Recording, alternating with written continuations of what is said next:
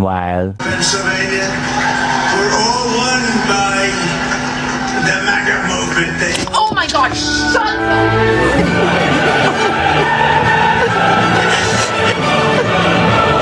Bitch, recount the vote!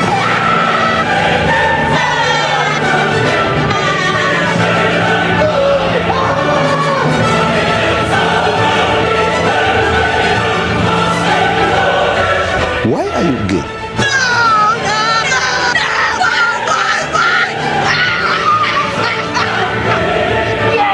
I'm done. I'm done with you. I'm done with you and your mother and your sister. Done with all of this.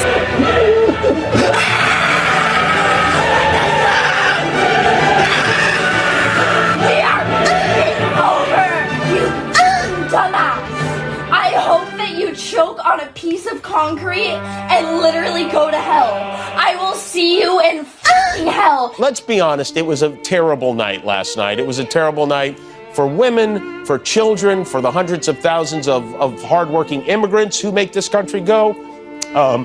It was a terrible night for poor people, for the middle class, for seniors who rely on Social Security, for our allies in Ukraine, for NATO, for the truth and democracy and decency. And it was a terrible night for everyone who voted against him. And guess what? It was a bad night for everyone who voted for him, too. You just don't realize it yet. Guess what?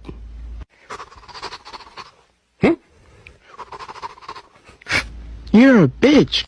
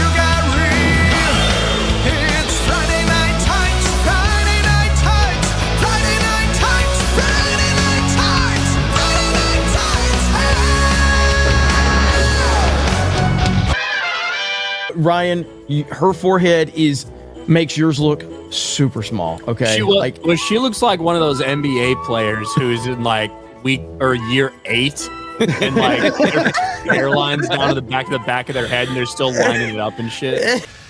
Please clap.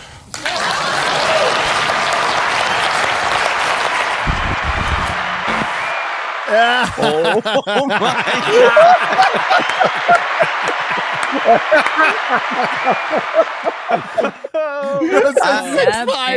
But his eyes say 5'9". He remembers what happens tomorrow. I thought I got it worse, but Perry Chan subverted our expectations, and Ryan still got it worse. Listen, Perry Chan is a minority, so it's not a wonder that he despises me so much. Luckily, I know that this election hate won, okay? So hate won. That's all I can say. It's my new favorite song. Oh gosh. All the stands on the second floor. That one freaking good. If you part is I've seen the real Instagram reel that he took that from. It's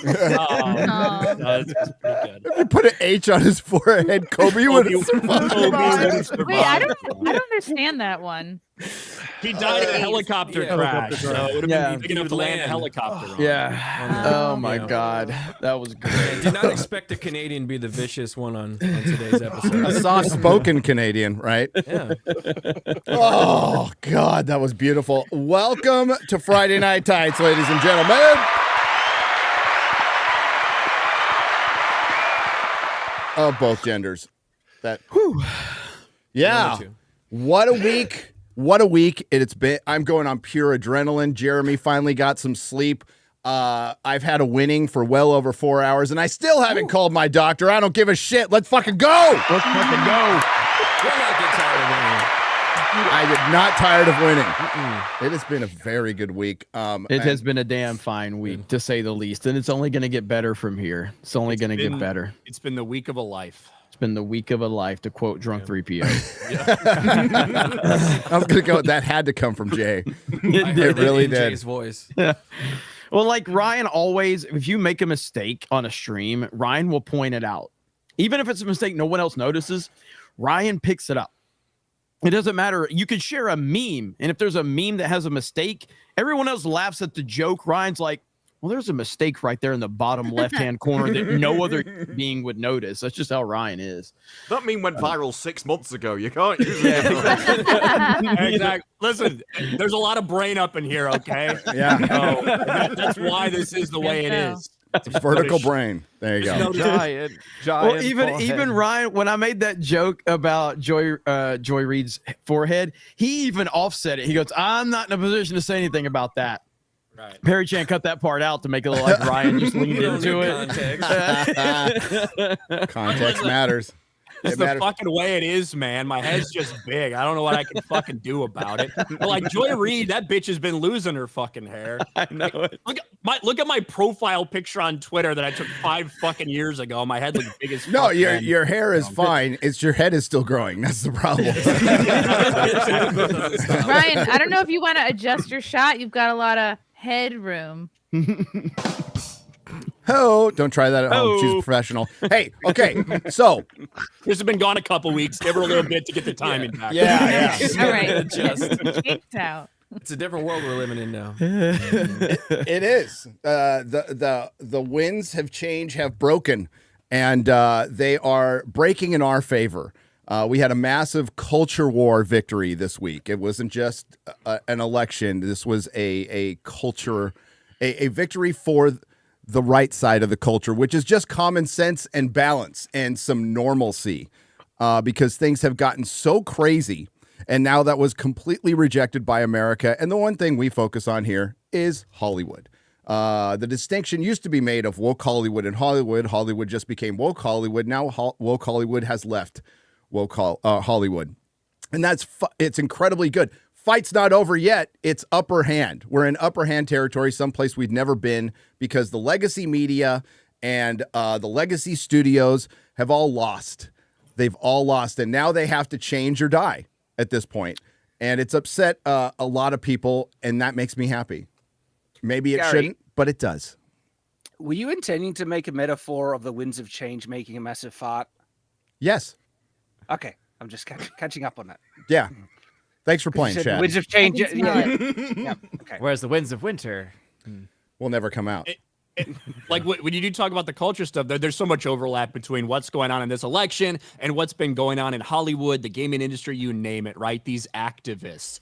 Guess what? If you try to push this Latinx bullshit, Latinos don't like that shit. It doesn't matter whether it's in Hollywood, whether it's in politics, whatever. Guess what? When you try to normalize dudes masquerading as women in sports, in girls' locker rooms and girls' bathrooms, whatever, normal people, they don't want that shit. They don't accept that shit. They think it's fucking weird and creepy. It doesn't matter where you're pushing it, whether it's politically or culturally. And I think those factors, the things that we've been just berated with over the past several years, I think that's one of the reasons you saw the turnout in this election the way you did. Well, you see, Andrew Breitbart, right? He said politics is downstream from culture. We follow culture, and we saw all these wins happening. We saw the changes happening. We smelled them. We smelled those wins happening. They did break, and it broke. hit today. So that's why when you look at all these political pundits, and they don't follow culture, and they call it baby stuff, or they call it child stuff, this is why you do follow this, because it does actually matter. This is how you see the future. They overpushed their hand in all of these elements, movies, TV, pop culture, in every single facet, and we pushed it back. And then we just did it again culturally. So I can't say it more. Follow pop culture and you will see where the road goes. Yeah, and that's something they understood. Now, before we introduce our guest, we have to take care of some business. All right, so it's ad Gary, read time. let me get you pumped up first. Yeah, one of Trump's first public statements as president-elect, he is slamming Gavin Newsom. Yes. I mean, he's just going off on Gavin Newsom right now on True Social. That's one of his first statements as president-elect. So that'll make you happy right there. That makes me so He's calling happy. him out for ruining California. Yeah. Wow. And Good. yeah, he's and going that's their biggest political star. So please run with that guy, please. Yep. So all right. So this episode is brought to you by Be Naked, everybody.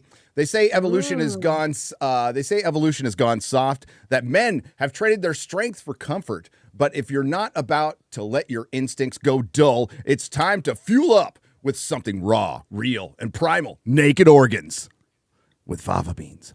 We're talking pure bison, liver, kidney, heart, and testicles. And testicles. Testicles. Some of the most nutrient-dense foods on the planet. I would eat a testicle. I like that. Give me a bite. Chrissy, you have eaten a testicle. Oh God, this is going great. Bison liver alone packs up to 3 times more vitamin A than muscle meat, along with high levels of vitamin B12, iron, and folate. I hope I said that right. All essential for energy, immune health, and keeping you sharp. And the best part, you get all these powerhouse nutrients in a form of that's easy to take. No raw organs required.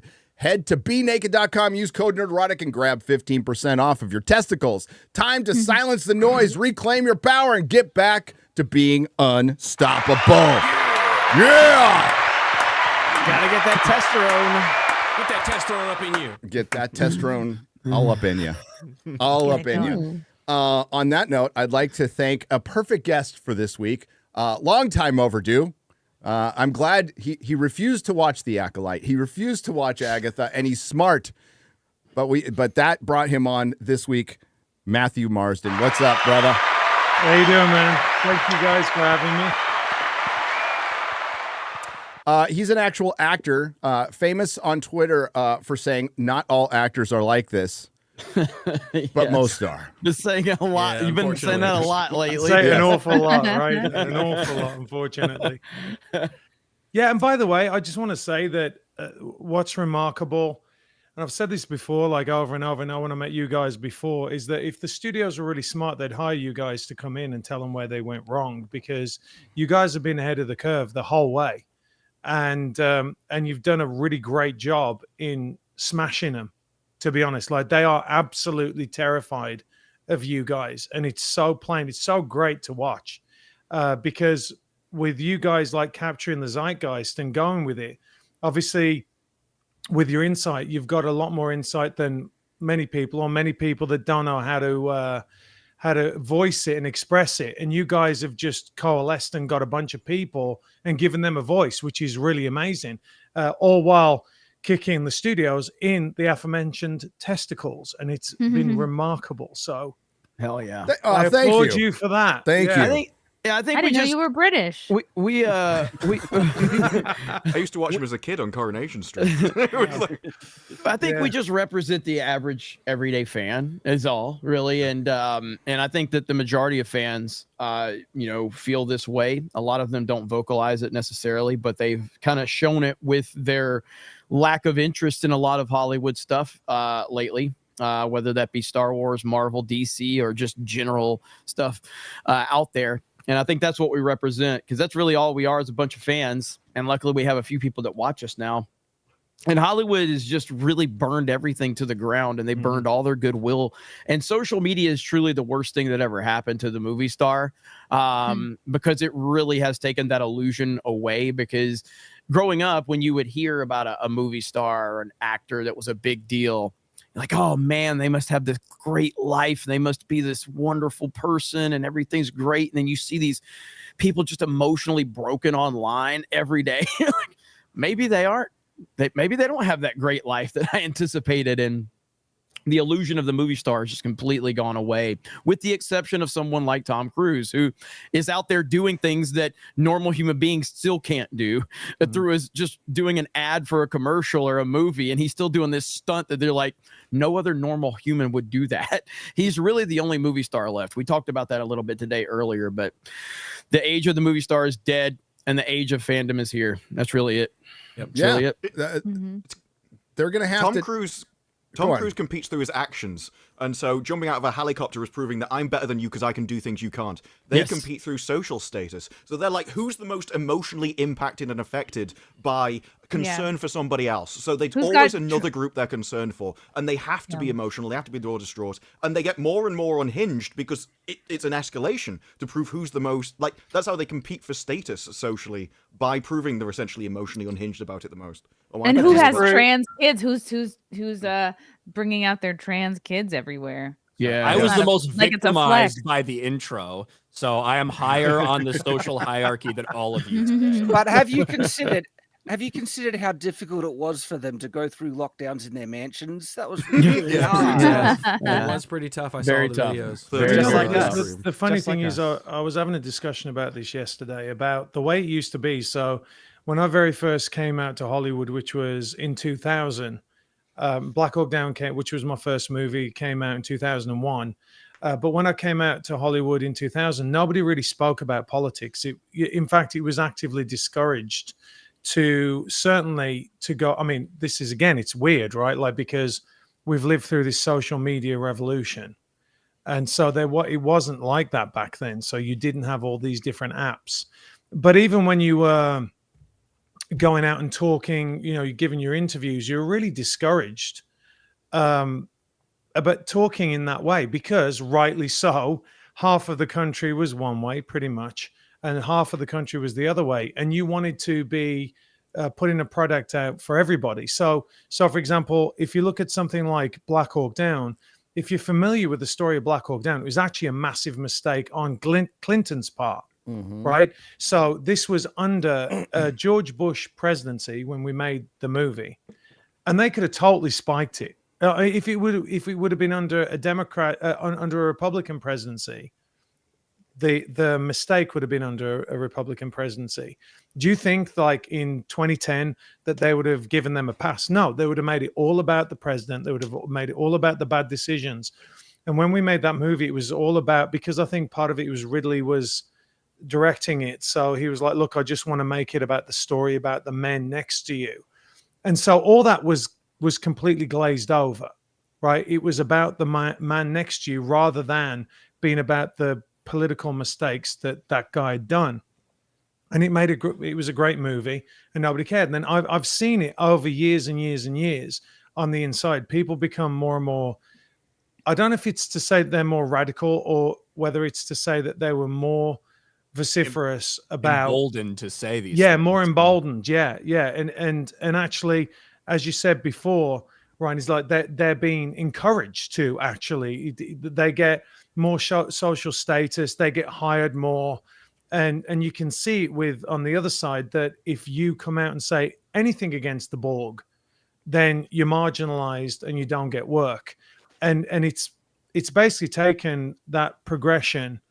And now people are like, I think the thing that happened, I know I probably can't say it on this platform, but the thing that happened a few years ago made people go, hang on a minute, like there's tyranny here, right? So I'm not accepting this anymore. And it all kind of came at the right point, with the DEI woke people coming in and destroying franchises because they're just not good enough, right? They're not good enough writers. And then they've come out now, and it's all kind of come at once. And it's coalesced right now with this election. It's, as you said, Garrett, it's like the cultural impact now. It was pushing, and then everyone went, you know what, I'm done. You have burned up every bit of goodwill that I have for you. I'm not watching it anymore. And I think The Acolyte, which is what he said, I was like, God bless you guys. I'm like, oh, I'm not going to watch that shit to come on and talk about it. So it just got to that point where people are like, I'm done with you fucking with my childhood.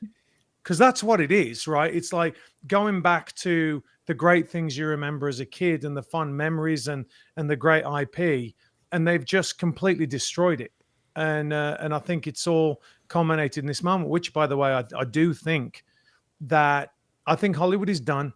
I don't think the actors recover from it. And I think that there's another movement that's coming where people like you guys, other creators, other content creators are going to rise up if conservatives understand that they have to put money behind the culture. And that is really, really important, because our side is absolutely dreadful at putting money behind culture and letting creatives go and make their thing. So it's a really exciting time, I think, to be alive, right? Because the pendulum is just, it's right there and it's about to come smacking back. Well, to that point, and you're 100% right about everything you said. And this is something I haven't mentioned yet, really, but it's something that I hope everybody's aware of right now, is that Donald Trump's life is now in danger more than it's ever been right now, and for these next few months. That is 100%. And now I think that they realize that it would be a huge mistake to try anything else. But I don't know what, like, their desperation has reached new levels at this point in time. And I don't know what the next play is, but I know that the more the Democrats are being nice about this election, the more it worries me, because they are being very nice. The left's being very nice. And that worries the shit out of me right now. So these next few months, I just expect craziness still. I expect them to be planning something. I don't know what that is, but I don't expect this to just go smoothly, I guess is the point. No, it's never gonna, like, what I want out of Hollywood and culture is balance. And what the right has been horrible at, utterly horrible, is disrespecting gamers in the past, disrespecting nerds. A lot of them still do it to this day and have just a fundamental misunderstanding of what, like, pop culture means to our culture. It is our American mythology. It is part of our DNA. It's always been part of our DNA. Go back to Elvis. Especially in Davy modern Crockett, times, bro. Yeah, Davy dude. Like, keep going back. It's all pop culture. That was the first thing I was a fan of, was Davy Crockett. I ran around apparently in my diapers with a Davy Crockett hat all over the place. Yeah, well, I'm singing that song. Even further back. Yeah, the actual Davy Crockett. Yeah, the actual Davy Crockett. Like the entire folk heroes. American. It's folk heroes. It's pop culture. It's the story we tell ourselves about ourselves, and that's what. That's why it's so important, and we've lost that track. Yeah, and the hardest thing and I said it in my video, every problem Hollywood has right now is fixable, save for one. It's really hard to get an audience back that walked away quietly, that just fucked off and didn't even have time to tell you why. Just like, we're done, and they've lost a huge portion of that, and getting that back to reach prominence to even 5 years ago will be nearly impossible. Consistently, at least. Yeah, I mean, like, your Marvels and DCs, I do feel like those are fairly easy decisions to make. Complicated for Hollywood, but they're simply easy decisions. Disney has a lot of fucking problems that they cannot just a snap of a finger's fix. Like, they have a cultural problem. They have a disease within. They've hired a bunch of activists. Like, a lot of their executives that leaked Zoom call, Ryan, a lot of the people that talked about having trans kids, those were high-ranking officials, correct, Ryan, in that Zoom call? They're Like, Disney executives. I don't remember so, exactly what some of them were. Yeah. But yeah. So, yeah, I mean, these are like major players that believe in this stuff to its core. So I think Disney has real problems that they just can't quickly correct. But your average Hollywood studio, yeah, they can. Absolutely. Well, they can if they get out of debt. Right now, if we go to legacy studios that are outside of the social media giants that own them, because right now Netflix is the only thing that's fucking working in Hollywood right now. Amazon, it's a side gig. Apple, it's a side gig. So if we go to Paramount, Warner Brothers, even Disney, those three studios, Disney's doing much better than Paramount, Warner Brothers, but they're not swimming in liquid right now. They have none. Warner Brothers is $50 billion in debt. Yeah. Jeez. And they've been sold 2 times in the past 6 years. So try to consolidate this and jumpstart this, and it just keeps getting worse for them. Yeah, they have a chance to come back, but they need a cultural shift, and that's the most difficult thing you could ever do inside of a company. They have they have a lot of solid IPs and things like that, and that's one of the reasons that people keep being like, hey, if we can get this, we can turn it around. Harry Potter show. And exactly. Yeah. David Zaslav, one of the guys that say, hey, Trump might be very good for the movie industry. He's got a lot of work to do. He has been in the past. I mean, that's a fact. Hollywood did better as an industry under Trump. A lot better. It did. Not like everybody did. I think the wokeness, guys, I think that part of the problem is, the DEI, like whatever you're seeing now, obviously, for the most part, has been in the hopper for a long time, right? So they're not changing their course anytime soon, right? You've seen what they're trying to do, with the Captain America movie. They basically reshot it again. But I think that what they should do, I'm absolutely dead serious about it. People have a lack of confidence in them. And I don't think that it's like saying, and they just said, I worked on Simon Kinberg's very first project, right? The very first project he worked on, I worked on. So, they've just announced him, right, to do another, was it the Star Wars movies? Oh, yeah. We'll get into that. But yeah, but I think that in the same way, when you look at what Trump did was brilliant with RFK, is there's a group of people that know that RFK is going to go after the pharmaceutical industry, is going to go after the that area, the food, because he's been doing that for years, right? And that was one of the things for me where I look at the coalition they put together and I'm like, okay, these guys are really serious, right? Because this is in their wheelhouse. No, we don't want him fiddling with the Second Amendment in any way, shape, or form, but let's just keep him where he is and let him go and do his thing. They need to hire you guys, dead serious, like they need to hire you guys to come in and be consultants on the films. And what that will do was that will build a lot of goodwill with the audience, because people know how much this community cares about that IP. And the fact they haven't done it yet is I told you guys when I met you, do you remember when we were at the Comic-Con and I met you guys for the first time? I was they need to hire you. That is the first thing I would do, is hire you guys, and I would have you go through all the material and say, this isn't going to work, because nobody knows it and nobody knows the fans more than you. And it doesn't matter who they're going to bring in, unless it's someone who has stood up for what they really care about for years and years and years, when there was no benefit for doing that, right? So I think that would be a really smart move from them if they said come in as consultants. And then just think, like, if you come in and then you walk off a project, nobody's going to go see that, because they're like, oh, the boys walked off, like, or the gals walked off. I'm not dealing with that because it's obviously bullshit and they've done something that they wouldn't agree with. I think that would go a long way to building the bridges with the fans. That's just my own opinion. Who is that really respected Tolkien scholar who parted ways with Amazon for Shippey? Tom Shippey. Yeah. Tom Shippey. Tom Shippey. And as soon as he left, people were like, "Oh shit, that's not good news." Yeah, but exactly. I don't think they'll be able to fix the stories until they realize what stories are. Like, mixing politics and entertainment don't work in the first place. You can rationalize yourself into politics through taxation or regulation or anything else, but entertainment is instinctual. This is why even the woke people don't like the woke stories, because it doesn't. I think the best example of this is the first story of John Wick. It's just about a guy killing his dog. And you saw the same reaction with Peanut. Everyone was against murdering Peanut, because there is literally something instinctual about, like, care of an animal or anything like that. And that's the way entertainment works. It doesn't have to be rational. And instead what we've got is, like Agatha, people were just essentially rationalizing evil. And so you had evil people getting to the end for more power. I'm like, why am I supposed to support this? Yeah. If you don't agree with the motivations of a character, you can't like them. Disparu, it's like you said, it's Hollywood's value system does not connect with the common man's value system. It's not Hollywood, but we saw our good friend Vosh out there call the entire working class stupid. That's exactly how Hollywood thinks right now. And Hollywood, especially pop culture, is a working class form of entertainment. Always has been, always will be. That they're either getting priced out or kicked out because Hollywood doesn't want them anymore. I can say that as far as consultation is concerned, I would never charge. I've offered to do it for free. I will do it for free, and I've done it a couple times with one person who would never put on a MAGA hat.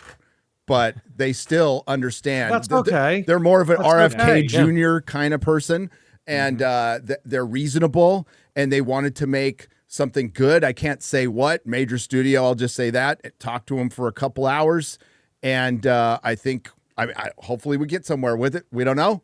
But I would never, personally, Matthew, thank you. I appreciate it. I would never want to take a penny from a studio, like ever in my life. Really? I would want to bleed them dry. I will take all the money. I'm not as rich as Gary. I love it. Everyone was like, what are you talking about, Gary? Shut up. I'll take his half. They can take it.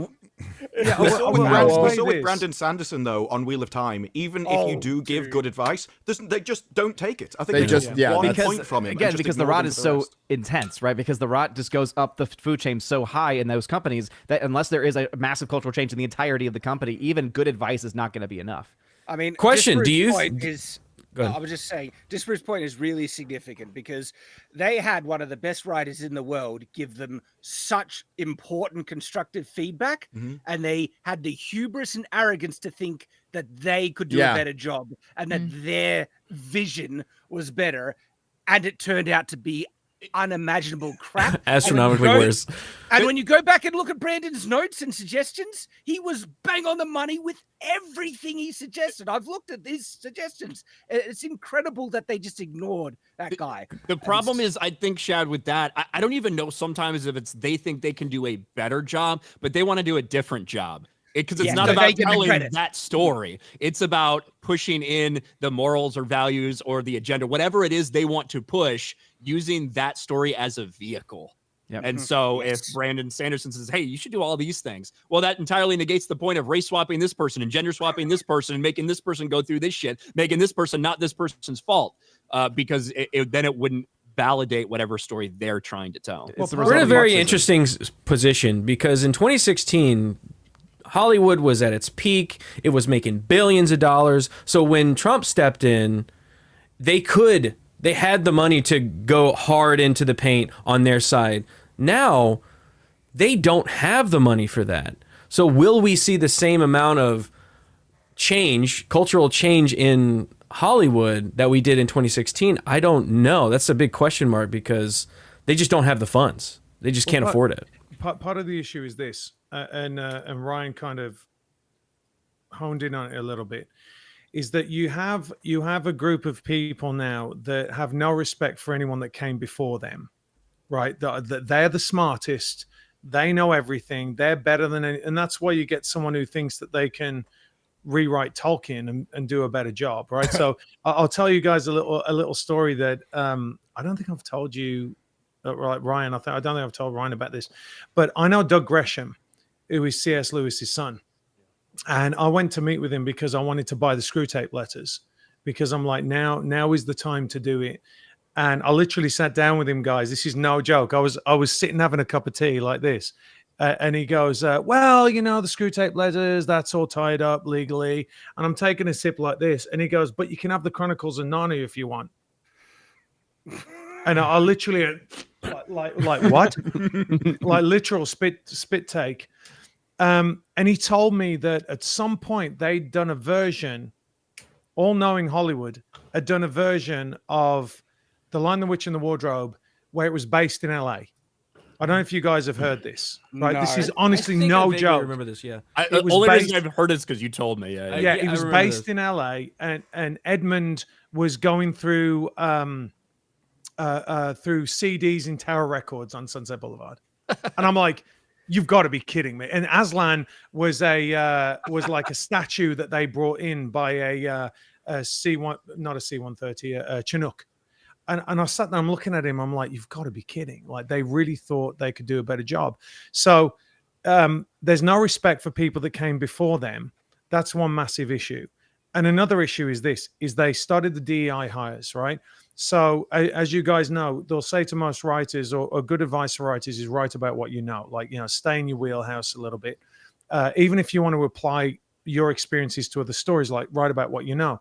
So what did you get from The Acolyte? Right? They wrote about what they thought that they knew, right? Which is lesbian evil lesbians, yeah. Evil lesbian Yes. space witches, right? Yeah. So they wrote about what they know, like fair enough, right? But you got the wrong people in those positions. And so, as you said, the rot is so deep, right? They're going to have to clear all those people out. And that means millions and millions and millions and millions of dollars of compensation for contracts. You got to go, they got to pay. So I don't know how that's going to be like reconciled, because they're going to lose a lot of money. But I do think that, with Skydance going in over at Paramount, and those guys are all about action, I've spoken to them. They're really awesome. So I think that you'll see a little bit of resurgence from there. But again, I think it's probably going to be a bit of a grassroots movement with people popping up in the independent space. And these movies like Godzilla -1, like popping and making a lot of money. And who knows, like it's not a given that we're going to go to the big studios anymore. I don't think so. I think it can be like you guys are heading this with, creating content online. And I think that a little bit of what's the word I'm looking at? So decentralization away from Hollywood is the way to go. Because who are you going to put in your movies? Who are you going to put in your movies? Like, I don't want to look, I love Robert Downey Jr. as an actor, but I have no desire to go and watch the Fantastic Four. Yeah. I think Terrifier 3, the whole Terrifier franchise also is a really great example of this, right? With 3, they were actually able to talk directly to the theaters to be able to get their movie out there. And so I think you're going to see a lot more of these start to pop up because of how successful it was. And it'd be awesome if we could even move beyond just the horror franchise, right? To get some low budget sci-fi stuff just directly into theaters, going around it, action. I think there's a lot of room for this space. With writing what you know, Tolkien wrote what he knew by putting his war experiences into Lord of the Rings.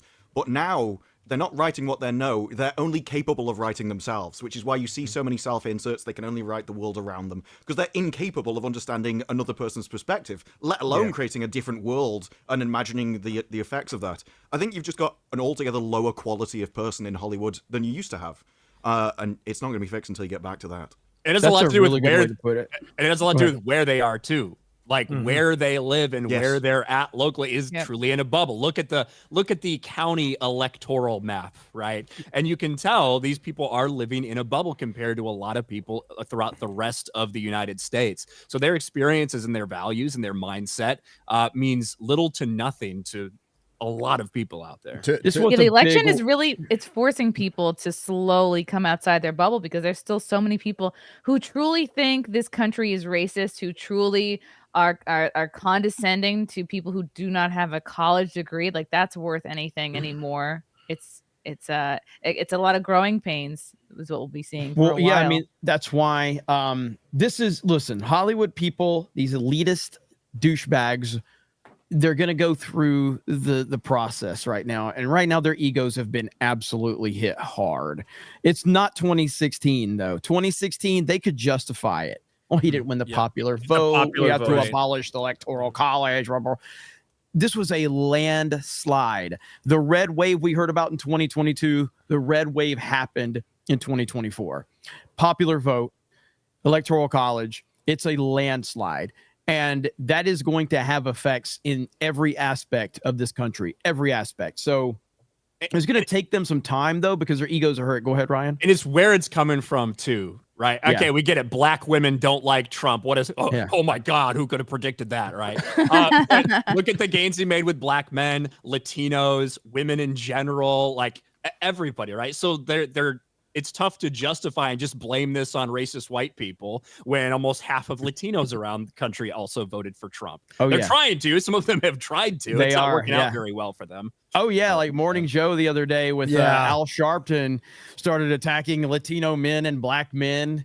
Like they're the real misogynists. Yeah. It's like, Gary put it best. Have you ever listened to hip hop music? I can't believe black men might not like women. But we also warned a long time ago. We warned when this is, when diversity was originally used to exclude just white men, it started to exclude men. Through intersectional feminism. We warned this was going to happen, and we saw it. Like how many freaking CW superhero shows had the effeminate, gay black guy? I lost count. Like that was a regular occurrence. And that is a lot of under the umbrella of the bigotry of low expectations. Wasn't there a phrase that like black men are the white men of minorities or something Black men are the white men of black people. Whatever. Yeah. That's amazing. Lord.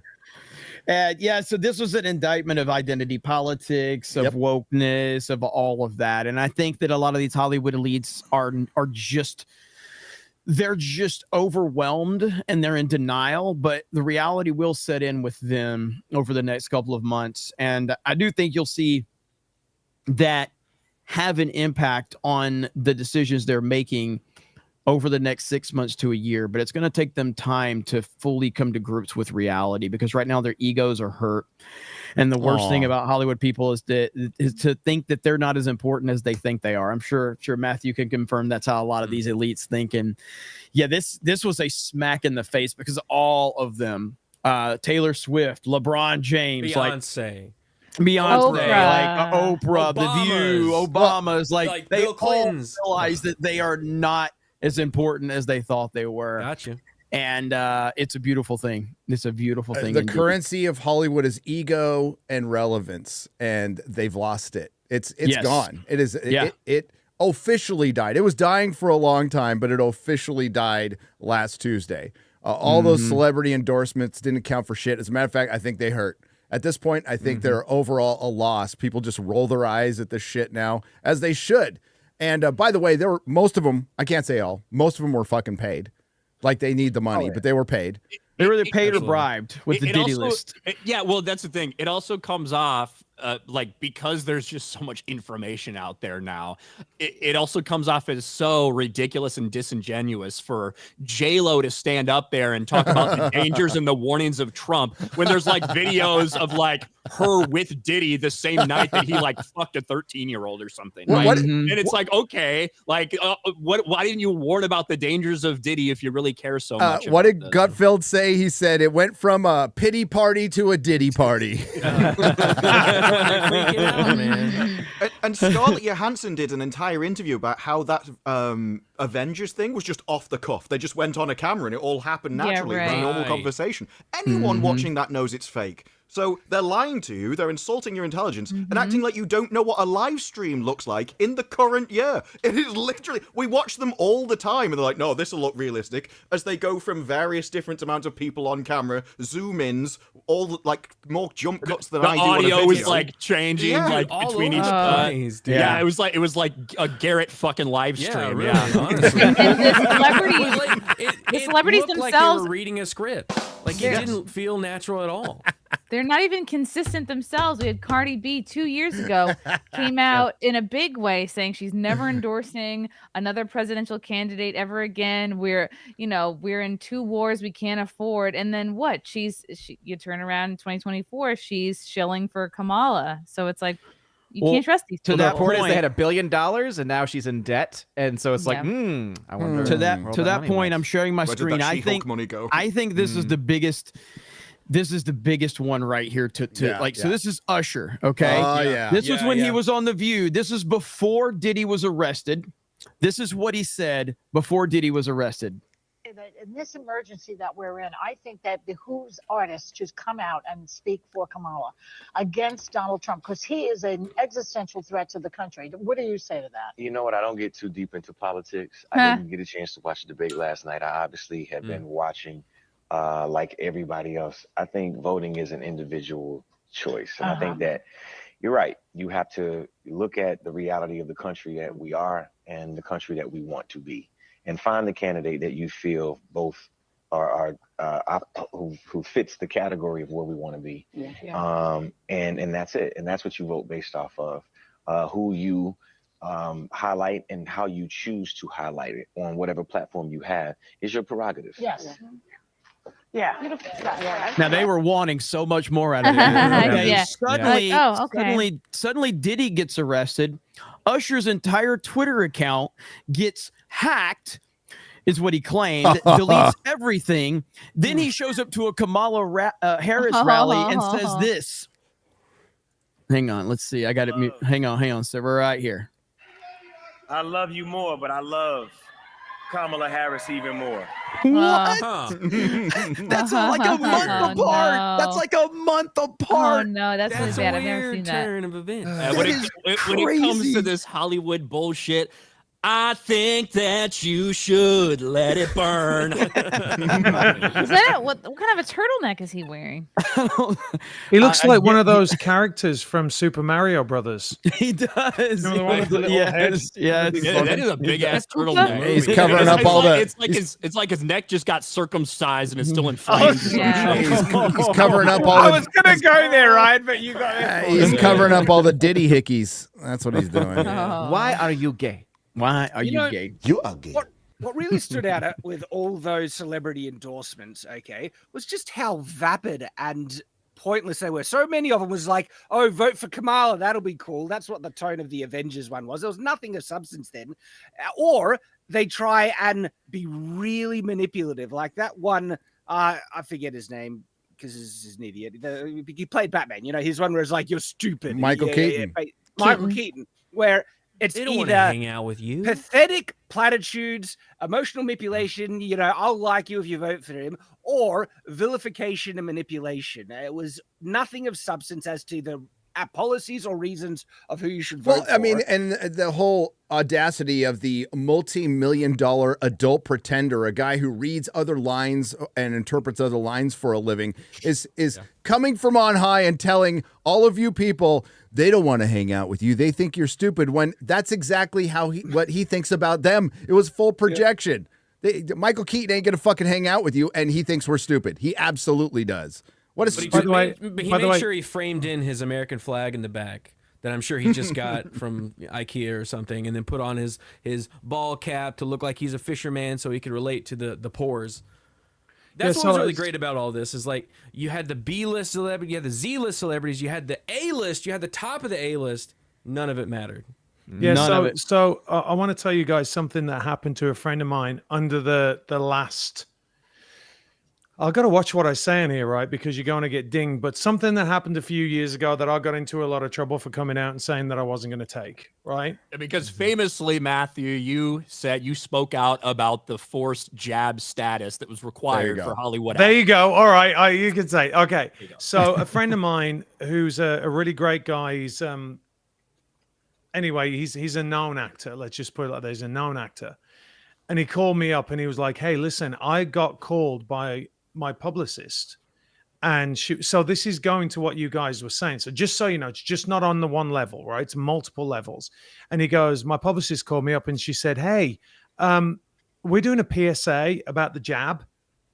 Do you mind filming something and sending it to me, and we'll edit it all together?" And he was like, yeah. And he was not down with it at all. And he went, yeah. Okay, I'll do it. I'll get to. And so he was like, I'm not doing it. A week later, she calls him back. And she's like, hey, have you got that video for me? And the tone had changed. Right? And he was like, yeah, no, I'll get it to you. I've just been busy. I've been on set, blah, blah, blah, blah. The next day she calls again. And she's like, hey, I'm just wondering where that And so she starts pushing.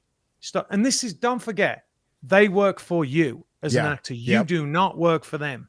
And she was like, hey, are you going to send me that video? Because we're cutting it together. And it wasn't like there was a deadline, right? It wasn't like they needed to get the video out the next day. And he told me that she kept pushing. And some of the things she said was kind of like what she was trying to do was out him. Mm-hmm. And he knew it. And he said, I felt under pressure that if I didn't do it, that she was going to say, oh, because that's what it was as well, right? Like they wanted to say, if you don't take the jab, then you're some conservative right-wing nut job. And that's another way to ostracize you out the industry. And so it's not just coming from actors that want to get together and say, let's put this out there. It's managers, agents, publicists, and they all get pressured. And that's kind of what happened to me, right? Because you kind of get pressured to, oh, you represent that guy? Oh, yeah. Okay. Yep. Okay. Wow. All right. Mm-hmm. And that's what happens. And then even when it comes to the casting directors, they just don't call you, right? Or they don't put your name in front of the directors. And that's it's not just, I mean, I saw it on Facebook. I was watching on Facebook and seeing all these casting directors. They are so extreme left. It's unbelievable. So isn't it a surprise when you get extreme left actors? Because when they walk into the room and they're talking, because you have a chit chat, right, with them before you get into doing the business, right? For me, I've got 9 kids. I'm not going to hide it, am I? Like, they kind of go, well, you know, Catholic or Mormon. You know what I mean? You know what, Matthew, if you had 9 different baby moms, then they'd be like, oh, he's liberal. Yeah. Oh, so in.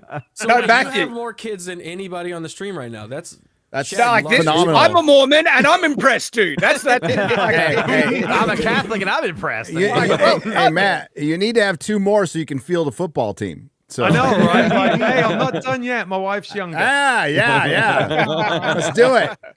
But this is why I have no faith in them turning it around, because they've so thoroughly filtered out anyone that could analyze the problem. Because they're not going to analyze the problem and go, oh, it's me. And so they don't have the ability within the industry to self-correct. And you have people like Saslav, who is kind of a money man, but out of all this, he said, I'm optimistic because it will deregulate the industry and allow me to do more mergers. But that's not the problem. Now you'll have more companies producing more stuff that will also fail. So until you realize that the story's the problem, not that you've got too much competition, you won't be able to change the core of your industry. It doesn't matter how much shit you put out. People aren't going to eat it.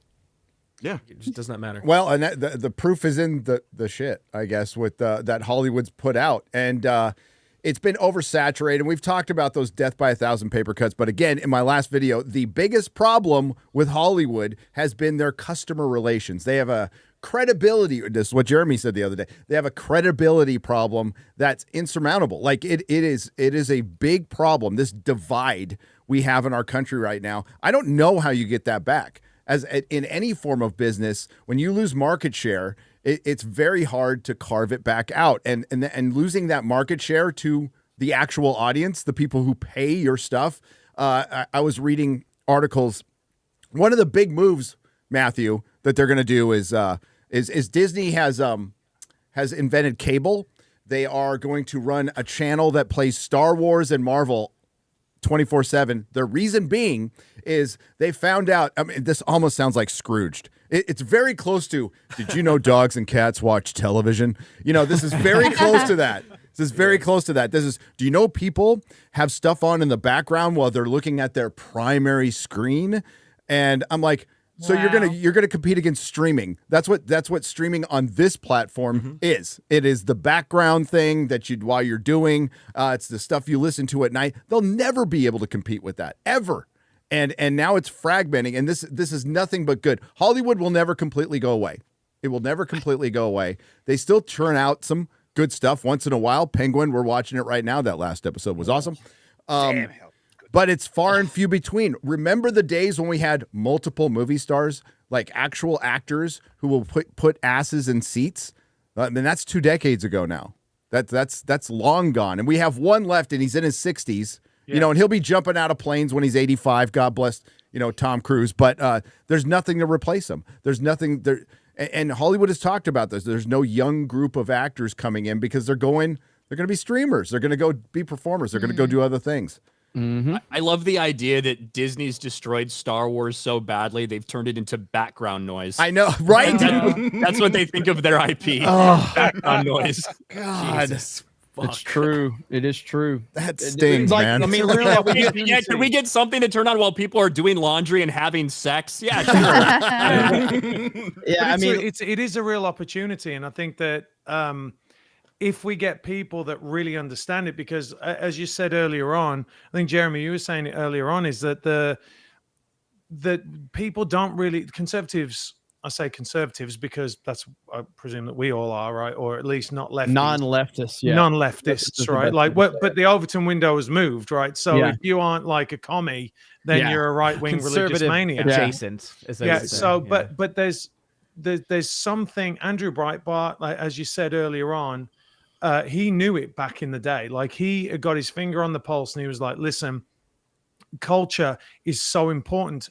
But still, if you go and speak to, which I've done, by the way, I've spoken to billionaires And they're like, okay, well, what have you got to do? I said, well, this is what you have to do, blah. And they cannot get through their head that you have to pay an actor a certain amount of money to do something, right? Even if you tell them what the value is, right? Or the value of the writer, they don't understand it because it's not a widget, right? And it's not a widget that they can say, well, the metal in it costs this much. Even if you break it all down for them, they do not get it. Yet on the left, they don't care. They'll just go boom because they understand the impact of culture. And until we get somebody, and I have a feeling, and I don't like putting everything on this guy, right? But there's one guy that has the vision that I can know you're actually gonna say fund some of these. Elon Musk. I It's mean, Elon. Yeah. he's the guy. I hate to say it because he went out and said $44 billion. That's nothing for saving Western civilization, right? And that's what he did. And he'll make a cajillion more dollars than that anyway. But we have the people, right? We have the people to create the material. We have the skills. It'll be great to bring new stars up. I mean, I don't know about you guys, but I've never understood why they have in animation, why they have big actors play roles in animation. Like I've never understood why they'll pay like Tom Hanks $20 million to play Woody. I mean, it could be anybody doing that. And I think that the great thing is we need a clean slate, and we'll have new stars come up where the material is the most important thing. And like I said, it'll be people like you guys that say this is great, and everyone's going to go, I'm going to go watch that. Yeah, because we need to build this new industry, and that's built through. Here's the tough thing for Hollywood. We've just seen it's basically one of the many 20th century models that's probably lived on a little bit too long. And when you saw the celebrities come out reading scripts on fucking live streams, like something none of us do, it was cringe, and it's also super dated at this point. And they have to get back in touch with authenticity, because there used to be authenticity with art in Hollywood. There used to be a single vision. There used to be a single. You know who the biggest star in Hollywood is? I know you're going to say Trump, but Jeremy, but it's actually Christopher Nolan. Christopher Nolan is the biggest star in Hollywood. He is the one guy. Were you watching Daily today when I said that? No. I did. I said that today on Daily. But he's literally the one guy who will put butts in the seat no matter what he makes. That's what a star does. Yeah. That's what a star does. He is. People can mention Leonardo DiCaprio, but if Leonardo DiCaprio is not in a Scorsese movie, it's not going to get the draw. He's not going to put butts in the seats. Maybe if he's in a Scorsese movie, maybe that combination. Yeah, I mean, you look at there's just so many levels to this. I want to go back to what Matthew said about Elon, because we do want Elon to buy everything. We're like, well, if Elon can buy Disney, if Elon can buy this, and at some point you can't keep relying on Elon. But if he does have his fingers in a couple of big things, like, again, his purchase of Twitter fundamentally has changed the world. It just did. Yeah. And new stars are going to continue to rise because of that. So he can't do everything, but if he can open up the discussion and open up the opportunity in a couple of different lanes, then those new stars will come from what he's creating. And Twitter is the classic example of new people, new media, new personalities, things like that. And then going to the Hollywood side, I think we all would agree, a lot of these actors are incredibly talented as actors, and there's things that actors do on screen that none of us could do, but yet you put the Avengers on a Zoom call and they look like a bunch of fucking retards. And it was so painful to watch that. It's like, man, if you don't have your hair, your makeup, and your script, and your lighting, and your cinematography, wow. And so and they think that they're good at it. They're not. They're not. It's not saying everything. Matthew's obviously good on camera, but I'm just saying for this type of setting. But they think that they just turn the camera on, they're great. That Avengers video was a horrifically bad idea for them, and we've seen them do that quite a few times now. And that is the new kind of idea of it. Authenticity is truly what it comes down to. Top Gun Maverick really had no business making $1.5 billion outside of the fact that it was great. And it was just that. It's that simple. No one thought that was going to be the biggest hit of the year. No one thought that was going to happen. And yet it did happen because it connected with people. I'm still not sure how Oppenheimer made almost $1 billion. I liked Oppenheimer a lot. And I know they got some of the Barbie meme and all of that. but people loved it and they connected with it because it was authentic and it felt, you know, gritty and real. People want more of that. They're not looking for the glitz and the glamour, the CG fest, things like that. Authenticity is what people are looking for. So hopefully we get more of it. Well, I'll tell you something. It's really interesting you said that earlier on about Chris Nolan as well, because I'll tell you something from an acting point of view. Right, when you get to a certain level, pretty much everyone's the same.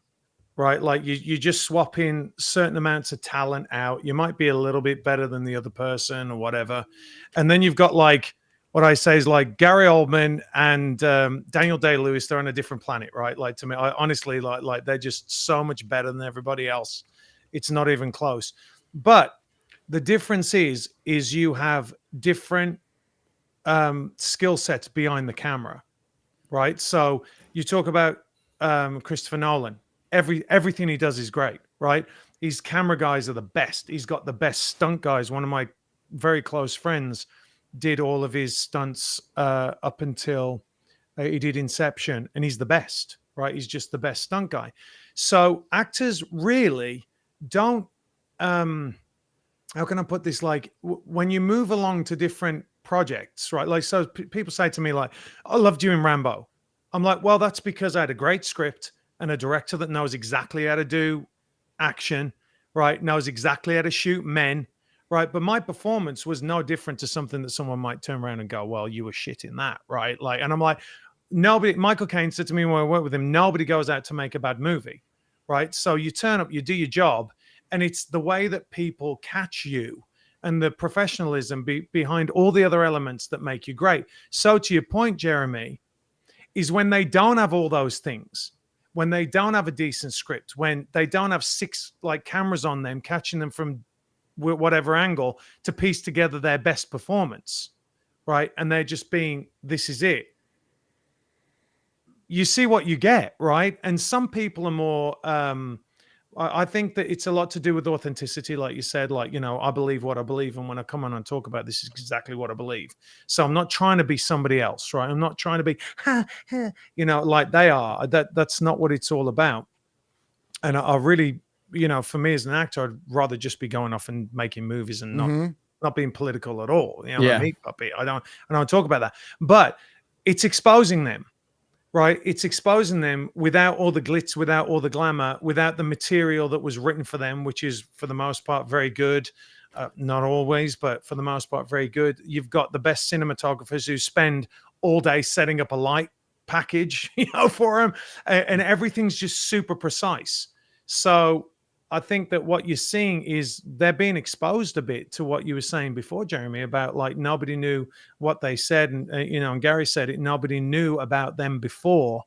And now it's a bit of a disappointment. Now, I think that if Steve McQueen was on social media, we'd be loving it, right? I mean, because he would be authentic, he'd be cool. But these people have the drunk tweets would be awesome. Can you imagine? What's his name? Robert Shaw. Fuck it. He'd be like the greatest troller of all time. But I think that, you know, they're all of a certain level. They're all very good, right? But they could be replaced with, I could go and go to Hollywood and pick out 5 people working at Starbucks that are just as good.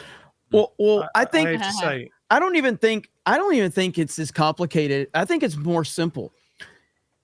Actors can have their opinions and Hollywood weirdos can have their opinions. We don't really care. It's the fact that you can only have one opinion in Hollywood. So the UFC is a classic example of this. You have a ton of fighters in the UFC. Some of them hate Trump. Some of them love Trump. They all have the ability to say what they fucking want. And Dana White doesn't tell them what they can or can't say. So no one's like going, I'm not watching the UFC because this guy hates Trump. Now, if the UFC was full of people that just hated Trump, there would probably be a lot more attention on that. But the reality of it is they can say whatever they want. They can have whatever opinion they want. If that was the same for Hollywood, if people like Gina Carano were allowed to have their opinions and still be in Star Wars movies, just like Mark Hamill can say his crazy shit, it wouldn't be a big deal. No one would really care. It's the fact that Hollywood silences people that have the wrong opinions. And the That's factor, really what it comes down to. you're absolutely right. And the factor that changed in Hollywood, and this is something they have to come to terms with if they want to change. Don't think they will, but they have to come to terms with this. Trump broke them.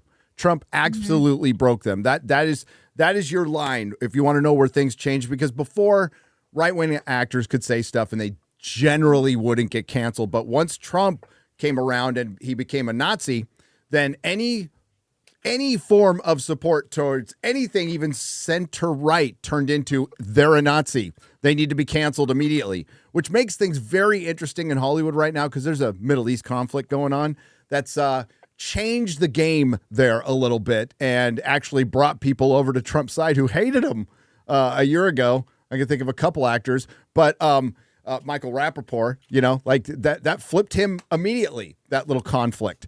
So they're going to have to come to terms with one man fucking broke them. And they were on a good trajectory before that happened. That's when the streaming stuff just started, and we started hitting kind of a little golden age. There was a lot of good streaming shows. There was a lot, and those shows, like midway through their multiple seasons, changed. You can see where they changed. I can see where Legion changed after season 2. You could see Westworld changed after season 1. So many fucking shows changed, and you can put your finger on it. What do you think the next season of The Boys is going to be like? Holy shit. Dude. But like, to Jeremy's So point much about more content. about Dana White and all these guys, and listen, he's an entertainer. This is an entertainment company as well as a fighting company. So what did he do? He took the dude who loves MAGA and he took the dude who wears Black Lives Matter shit, and he made them fight each other. Yes. Right? Yes. And it was great. It was great entertainment. Yeah. But the thing about UFC is this, right? And this is why it's so insidious. What you were saying, Gary and Jeremy, about Hollywood, is you put two guys in a ring and there's only one winner, right? You find out who the best person is. Whereas in Hollywood, it's not all about who the best actor is to get the role, right? So it's not like you can go in there and win it. They don't allow you to even get in. So, there's that kind of filtration system, which creates an echo chamber. And part of the problem is, so for example, I was saying this the other day, like between Mark Ruffalo and Robert Downey Jr., who I'm massively disappointed in, to be honest, they have 107 million people follow them on social media, right? That's just massive. And that was built by the studios.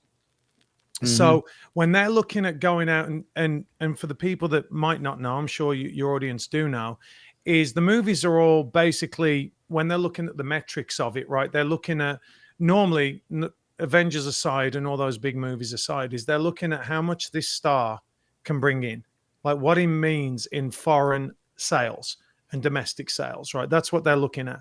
So what you have right now is all the stars are lefties. So they're all the ones that can bring in the money. So how do you break that? Right? How do you bring someone else in now? I think the only one, I mean, you could argue like Mark Wahlberg is a big name that can still bring people in. Tom Cruise is apolitical, so he does, but like you say, 60.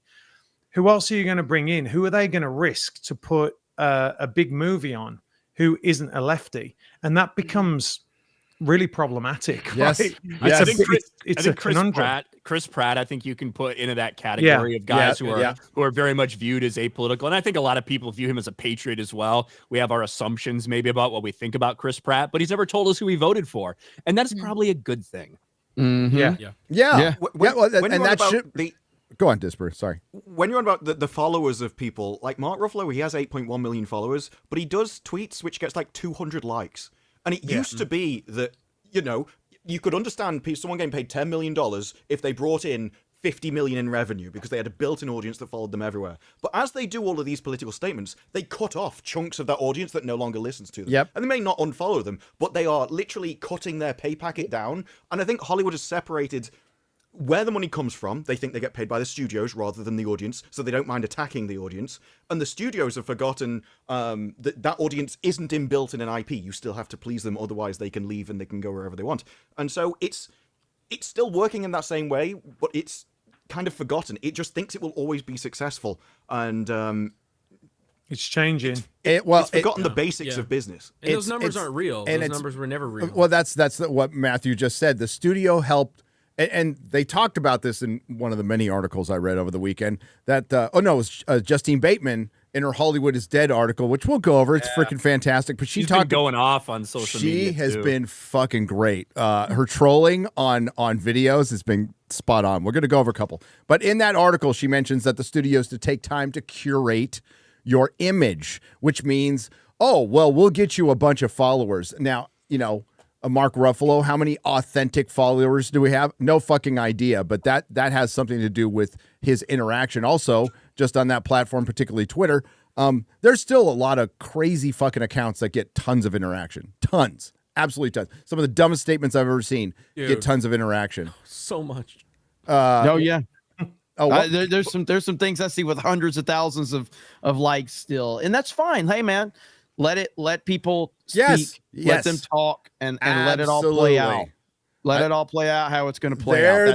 They're the side that wants to shut people up. But what's mainly done damage to Hollywood is their inability to even get introspective at all. And late night is dying. It's already been downsizing. These are things that things were already collapsing before even COVID. There were certain things that were starting to collapse in the Hollywood ecosystem because they cut it off. They cut off licensing. That's huge. Like cutting off licensing was dumb. But they did it. And now they're paying the price. Now they're halved. And we still have late night guys who aren't, late night used to be fun. David Letterman, Velcro Night, fucking Johnny Carson, Ferguson was awesome. Yeah. Now it's just Ferguson's amazing. It was very underrated. Early Conan years. Yeah. Early Conan years. And now it's Jimmy Kimmel crying. And, yeah. Well, we had a lot of celebrities are from Z-list to Z-list, in my opinion, have had a hard time over the last week, and God, it's just made this week so much better. Yeah. It's been pretty great. Oh, yeah. People of Ukraine. Speaking of Ukraine, it was just reported that Elon is going to be on the call with Trump and Zelensky. Oh, I thought he was on the call. So we have already happened. It was 4 hours ago. The count. Wait. The count is done before Arizona. Trump has indeed flipped Ukraine. I just want to point that out. He's not actually going to be on the call. He's just listening in via Starlink, I believe. Yeah. What we got here is Hollywood reacts to Donald Trump. Bette Midler deletes X account. Man. Oh, what a shame. I'm gonna miss her. I liked when Barbara Streisand tweeted. She says there are no words, and I'm like, so shut the fuck up. What was that? Wasn't there a rated community note that was like, these are words? So it's yes. It was one of our guys. It's one of the 199 in fellowship who put that in, and yes, it says these are in fact words. I was trying to get it going because I could rate community notes. By the way, it's fun. So good. Didn't Bette Midler post like a picture of a bottle of champagne and a bottle of bleach and said, Drano. It was Drano. Yeah, did that. There it is. Too bad she didn't go through with it. Where you at, Betty? Christine Applegate is reeling and sobbing. That's her own quote. And Billie Eilish decries a war on women. Update. So they've updated it. Want to read the update? Sure. Just added more. Guess all those self-hating women who voted for him. Let me clarify real quick because I did mention it. So Trump and Elon did inform Zelensky that the war is over and urged him to prepare for negotiations. They also stated no additional funds or weapons will be sent to Ukraine. Boom. Yeah. That happened. Here we go. Wrap your shit up, Ukraine. Boy. Let's go. It wasn't within the first 24 hours. First broken promise by Trump. I know. Are people in Ukraine? Update with additional reactions as Hollywood and New York wake up this morning and to confirmation that Donald Trump will be the next president of the United States. The mood among many celebrities is one of deep disappointment, even despair.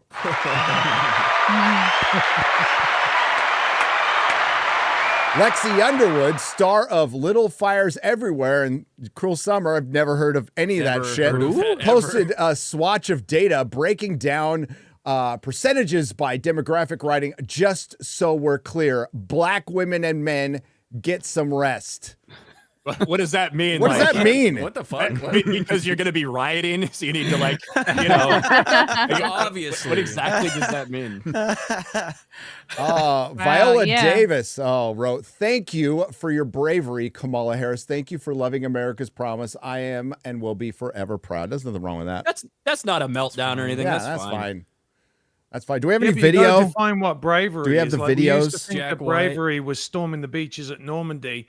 Now it's running for the vice presidency, for the president of the United Hey, States. listen, hold on, Matthew. Like, Kamala Harris, like, she was pretty brave. Who knows how many STDs she could have got from sucking all that dick? You know what I mean? So, like, the idea, like, her political just Willie career, Brown's it was alone. a risk. It takes a lot of effort to get those heels up.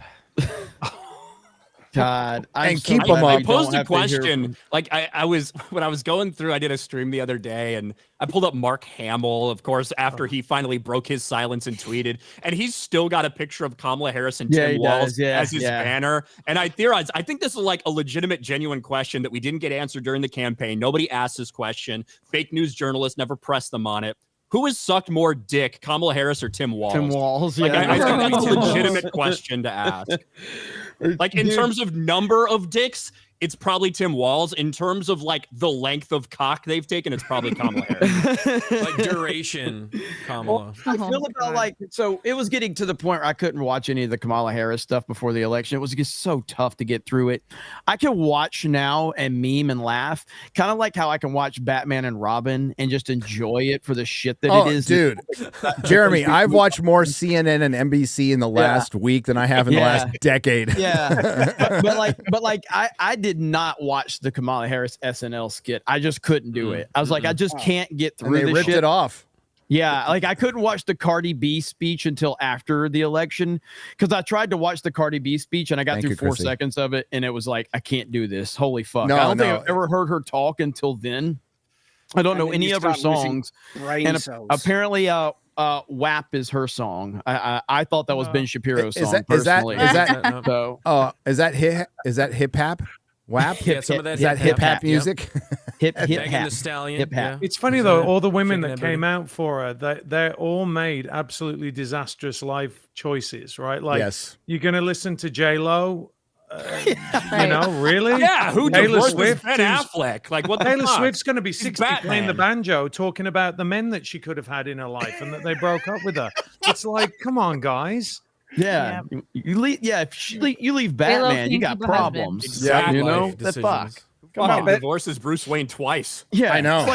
It's it's like, are you gonna listen to Giselle get up there and talk after she cheated on Tom Brady? You don't. With You her know, fuck that. jujitsu Yeah, instructor. I know. No. Like you don't leave Tom Brady. You don't Yeah. leave Batman. It's that simple. Don't Okay. let women out of the house. Basically, the key to that. Matthew, you're bang on the money though. So many of these people just have train wrecks of lives, and these the people you want to really emulate and take advice from. Yes. No. Yeah. Yeah. That's Sure. what they think. Speaking of women, Stephen Colbert. Well, Suck it happened again. After a bizarre and vicious campaign fueled by a desperate It need looks not like to a- go to jail, Donald Trump has won the 2024 What's up with his election. ear? A desperate campaign filled. Oh, he's got an Hold on. earplug in that. Yeah, that's where his This part. Oh. that's It's where his running monitor- away from his head. That's where all his producers are Almost feeding like him you lines. rehearsed that. Yeah. Hold on. What he said. Almost like you rehearsed that. Well, yeah.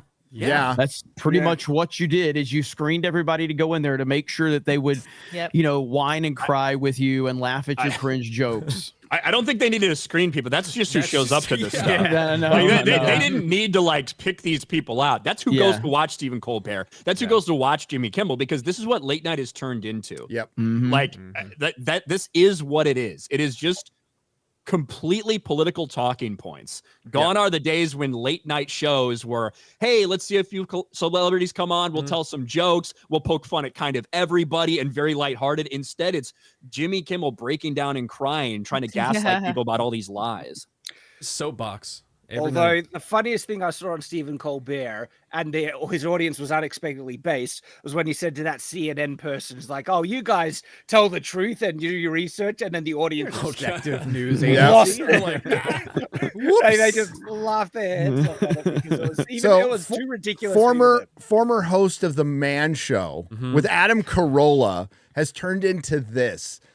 What do they have on him?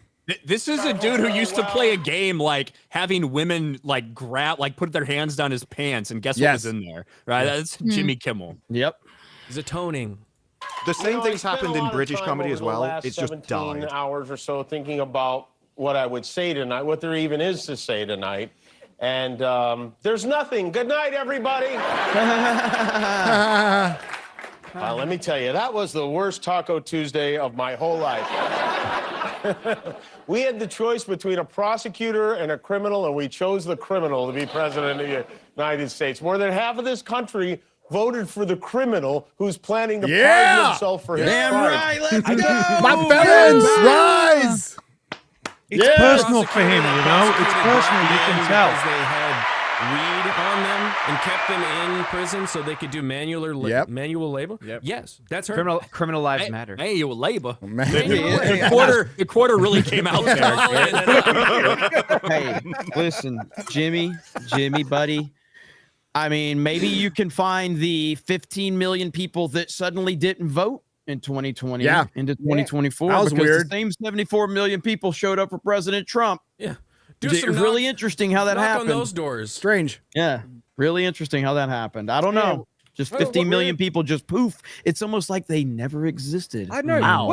And Jeremy, weren't a lot of like the polling booths saying there was like record turnout and things? Yeah. Like Yep. But there's still 15 million are missing. Well, that's just to be clear, it's about 11 million at this point, and California is still only 56% reported. So it's probably going to be about 7 million, maybe less short. A lot of people getting ahead of themselves with saying, 20 million votes. No, that's not the case. So. No, but all right, 15, even it's 7 15 right now. 1 million Not would be 15, too much. it's 11 million right now. Okay, well, that's California's still 50 or 60% reported. It's still a landslide. And if It you is think that completely and totally 2020 was correcting a I'm not going to say it on Gary's channel. If you think 2020 is legit, you're fucking retarded. Sorry. That is 100% been confirmed by 2024. Not even fucking close. I mean, even a million people missing would be like, that's a little odd. And so But record turnout, but Chad, going back to the record turnout is because in 2020 you had mail-in ballots. So a lot of people stayed home. So you did have record turnout in person to vote in person. 100% you did have that. Yes. And it's way easier to send in ballots from home than it is to vote go out there and vote. For the record, voting should not be convenient. It should require some homework and certain IQ. Day. But and people maybe one of those have to run where they have a or maybe people who pay taxes. Let's go back to that. Or on land. Let's go back to that. Yeah. Do you know what's weird about this though? Have you noticed? And look, we all had to go through the disaster that was Joe Biden, but we never took it personally. It wasn't like this is a personal affront to me that Joe Biden's in. If you look at his reaction, it's like somebody banged his wife, right? It's very, very personal. It's so weird.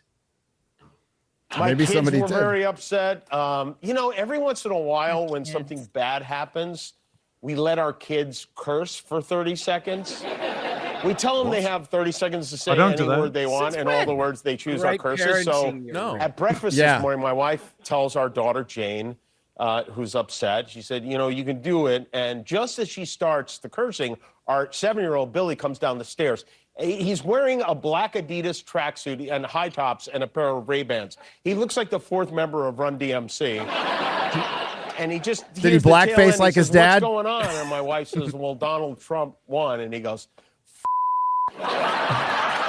Okay, pause. And why does he think like that? Because you poisoned your kid's mind at that early of an age. I don't know about to the fellow Kids dads should here. not care. Yeah, I've always let my kids figure that stuff out for themselves. I try not to have little hysterical fits in front of my kids. There's certain types of like just basic fucking parenting that sounds like he's really shitty at, but he's gone most of the day, and usually the nanny's raising him anyway. So the one that he might bang, you never know. It's a parent's job to basically immunize their kids against bad ideas, which allows them to think for themselves without falling down like the wrong rabbit holes. But why this feels like a personal attack to them is a lot of them only had these beliefs because they thought it was popular, because that was their virtue signal. They had the dominant ideas, and so they gained status by having the dominant ideas. If you find out suddenly you've made the wrong decision and you've spent the last 5 years cutting everyone out of your life that was actually in the majority, and you've been destroying your social reputation rather than improving it, you're going to react very badly. And I do think you are going to see in the future a lot of people slowly trying to worm over to the other side as they realize that they're not as popular as they think they are. We want to do an individual reaction, because this isn't just celebrities. Oh no, it's regular people. Sweet, sweet regular people. It's muted, can't hear it. There we go. may not have rights tomorrow. Yeah! We did it, boys! We did it! What rights are they losing? None. That's the funny part. Oh, shut. I don't want to get hit for a fucking Madonna song. I think of his Deadpool now. Yeah. I think this one's got to be fake. Yeah, this one seems performative. Yeah, there's a few that seem performative, but they're still fun. Is the black woman in the car performative? I think it so. looks like it is. It kind of does. It's hard to tell, man. No, everything black women do is kind of performative, so it's hard. It's also really easy to trick most people these days with this shit. So I'm surprised It's how like, many well, people they're all believe performative. it's real. They're all performative. It's just Watching they're exaggerating what they feel about. Yeah, so yeah, some of them are fake, right? some of of them them trolls. are like Pure actual trolls. fake, Yeah. yes. Yeah. How the fuck are we back here again? Well, Fuck are we back too many in this dumb woke white women. Yes. Watch our show on Friday nights. You'll understand. Yeah. Absolutely cannot fucking wait for this to be over. They all have the same nose piercing. And Yeah. They want to be led around like a bull. Yeah. I'm one of the 30% of white This men. does back up what Matthew said. Kiefer- though. You what's- can go and get anyone Kiefer from Starbucks Sutherland. and they can act. That's true. Oh, blah, blah, blah. He literally said he'll be a dictator on day one. Jesus Christ. This guy has the wrong look. Cry. He literally. Like the last time. I won't cry. Just for one day. I won't Gonna be cry. dictator for one day. At least not yet. I thought this country was better. You were wrong. I don't know how many. Oh, notice how the stock market went up. Isn't that interesting? Yeah. There's probably a few, but I just don't. Luckily, Speak we can't up. hear her. We're gonna need you to speak up in Trump's Yeah. America. Okay. Yeah. I feel so alone when it comes to my family. Aw.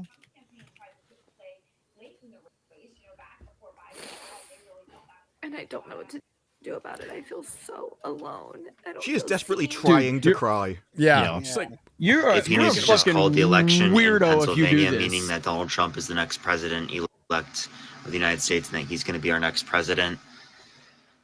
I'm devastated. I wish we could have done more for this country. I wish I could have done more.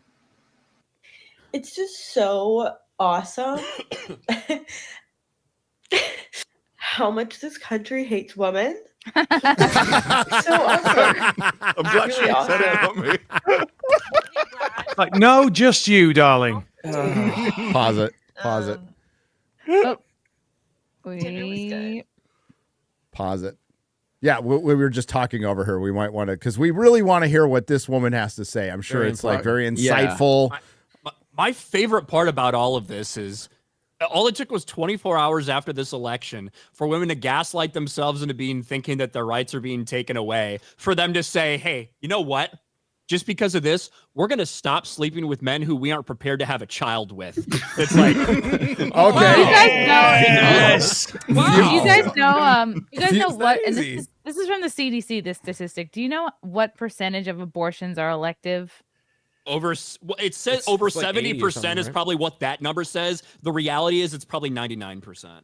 Yeah, they record it's like 75%, but you're right. It's probably Yeah, like and now there'll be 90 plus. fewer of them. Thank you, ladies. Please commit to that. We appreciate it. Gosh. Hold those legs together, girls. Well, you know, and then the handmaiden tale shit. Like I said it when yeah. this fucking That's so cringe. piece of shit show came out, dude.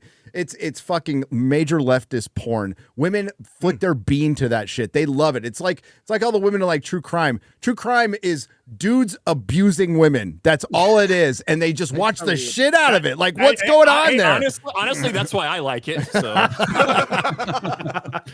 Women need to stop hooking up with men whose baby they wouldn't have, plain and simple. Yeah, I Feel think like better men. Well, again, I asked the question: what's more tragic, a woman getting pregnant by choice, and then something happens, and unfortunately, the woman passes away, which is terrible, or the fact that we have 15 or how many ever illegal immigrants in this country? I think it's like hundreds of thousands, and then there's like 15,000 that are murderers and another 10,000 that are rapists, and they're killing innocent girls right now. What's more tragic out of the two? Both suck, both are bad. But what is more tragic? Yeah, I think the illegal immigrant murdering a young girl is more tragic than a person that made an active decision to put themselves in what they know is a dangerous situation. Both are horrible. But we have illegal immigrants running around this country killing people right now. That needs to be addressed. I think it's all connected, Jeremy. And maybe this is all a way to convince these stupid women of this anyway, right? Oh my God, our rights are being taken away. What if I get raped and get pregnant now? Like, hey, perfect. I got an idea. We're going to deport all the fucking rapists. Yeah. And then we'll problem get on board with solved. deporting people. And then we'll all be happy. Well, I know that there's millions. There's like 7 million illegal immigrants, but I think the report was like there was 400,000 of them that were involved with some kind of criminal activity that's been confirmed, because they're not sending their best. A wise man once said. So yeah, I know we're in the millions on total illegal Jeremy, immigrants. They also all say of them are criminals because they came to this country illegally. That is true. Well, they also say immigrants, and I'm like, excuse me, Yeah, you're they're not missing a immigrants. very important qualifier there. Yeah, Illegal. Very important. That's what's wrong with these single issue voters, like these women. It's their most important thing is like 3 what ifs. What if you have unprotected sex? What if you get pregnant? What if you just willy-nilly don't want to keep it? Versus what is actually happening, the actual problems that affect everyone, which is the economy, inflation, the border. Well, yeah, they always fall back on that one when they have nothing. When we just had, this was a very unique election. We've talked about this. We saw both ideas on display for 4 years each, and we got to see which one acted better. That's why there was a landslide, because people preferred the good economy over the shitty economy, and whatever fucking stupid other niche issue you want to fall back on. The two biggest losers for them were this one, which Chrissy was just talking about, and transmission, automatic transmission and manual transmission kids. They're fucking losers. They're always going to be losers. And also, let's be, we were joking around a lot about this, but there's some people out there, including myself, that I don't think that you need the right to murder your unborn child, right? But there's this big debate out there. No one's changing anything. It's literally just up to the states, and it has been up to the states. That's what's going on. So if you want to be able to murder your child up to the moment when it's coming out of your womb, go live in a liberal hellscape like California or New York. They'll all right? fly out. Exactly. Like nothing's fucking changed. No one's rights have been taken away. I don't think it's a right period, but no one's rights are being taken away. You've been gaslit to believe this. No, the rights to have a baby. The rights that are going to be taken away are First Amendment rights and our Second Amendment rights. Those are rights that are actively being taken away by a party in this country. Yeah. The truth is that women have more rights in this country than men, because if a man gets a woman pregnant, that man has no decision. He can't say, hey, I'm not going to pay for that shit because I don't want it. So good luck with yourself. He doesn't have that dude, right. Look at prison sentences. But women, look at prison. Look at Just take the right. Look at prison sentences between men and women and see the disparaging there. You want to talk about fucking a pay gap? There's a sentencing fucking gap. They are the most privileged things in this country. Period. Another thing too is a lot of people Look at don't divorces. understand with the Dobbs decision, they can't make it illegal or legal an abortion nationwide. At this point, it's either going to have to go back to the Supreme Court or it's a constitutional amendment. At this point, it's just going to the states, and that's the thing that they've been lying to everybody about. Should go back to the states. Yes, it should. That's how our fucking country's supposed to work. Ultimately, it comes back down to one simple thing, and it's called parenting. And if you parent well, then the country will be better off. It doesn't mean that there won't be bad kids. It doesn't mean that there won't be bad situations, but strengthen numbers, and you're going to have a far better turnover of good kids coming from a good household with a man and a woman and a mother and a father than you would otherwise. These are simple things that hopefully will start to get back to The normal. nuclear family for all. Yeah, It fixes all issues. You guys, I'm sure you saw that dad crying because his daughter had less rights because she won't be able to get an abortion or something like that. And that was just outrageous. It's like, oh, so you want your daughter to be a whore. Good job. Good Yeah, job. LeBron James put out a post like that. Him like holding his like 6 or 7-year-old daughter, be like, I'm gonna fight for you to protect your rights. We don't need them, sweetheart. It's like, bro, you just want your little daughter to get a train ran on. Let's get her. back to the clips. Let's get back to the clips. Let's get back to the clips. Are you sure you don't want to talk about abortion more? I Gary? really don't. As a matter of fact, I don't.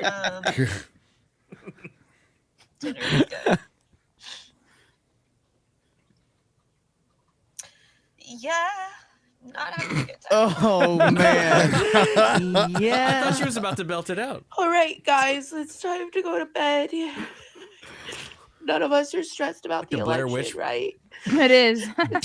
Bro, ain't nobody fucking her. Oh. Come on, Ryan. We know some dudes. Come on. Somebody will be. Cry those tears. What? What? They taste so sweet. Alan, Okay, What? that was a Oh, weird I one. think was he making fun of them? He's making fun of us. I don't know. Okay. I was about to say. You know, it's really funny when they come on there like, I'm not gonna have any man touch me. They're all like that, right? 90% of them are like hideously ugly, and you're like, I don't think that's a problem for you. I know. I'm keeping my legs shut for the next Starting to 5 sound pretty years. And trash. you're like, Okay. go right ahead, love. That's Exactly. okay. Thank you for providing that service to society. Many men will be very grateful for that. Well, it's like the And ones that were that's shaving their BS. heads. The only way they could stop it happening is that they made themselves so repulsive no one wanted them because they lacked the ability to say no. And that's BS, by the way. It's like it's in a woman's nature to you know what I mean? You're not gonna if you meet someone you really like, that's gonna go flying out the window. That's the music. Oh no. She in a Why the museum. long face, Kathy? She has another one.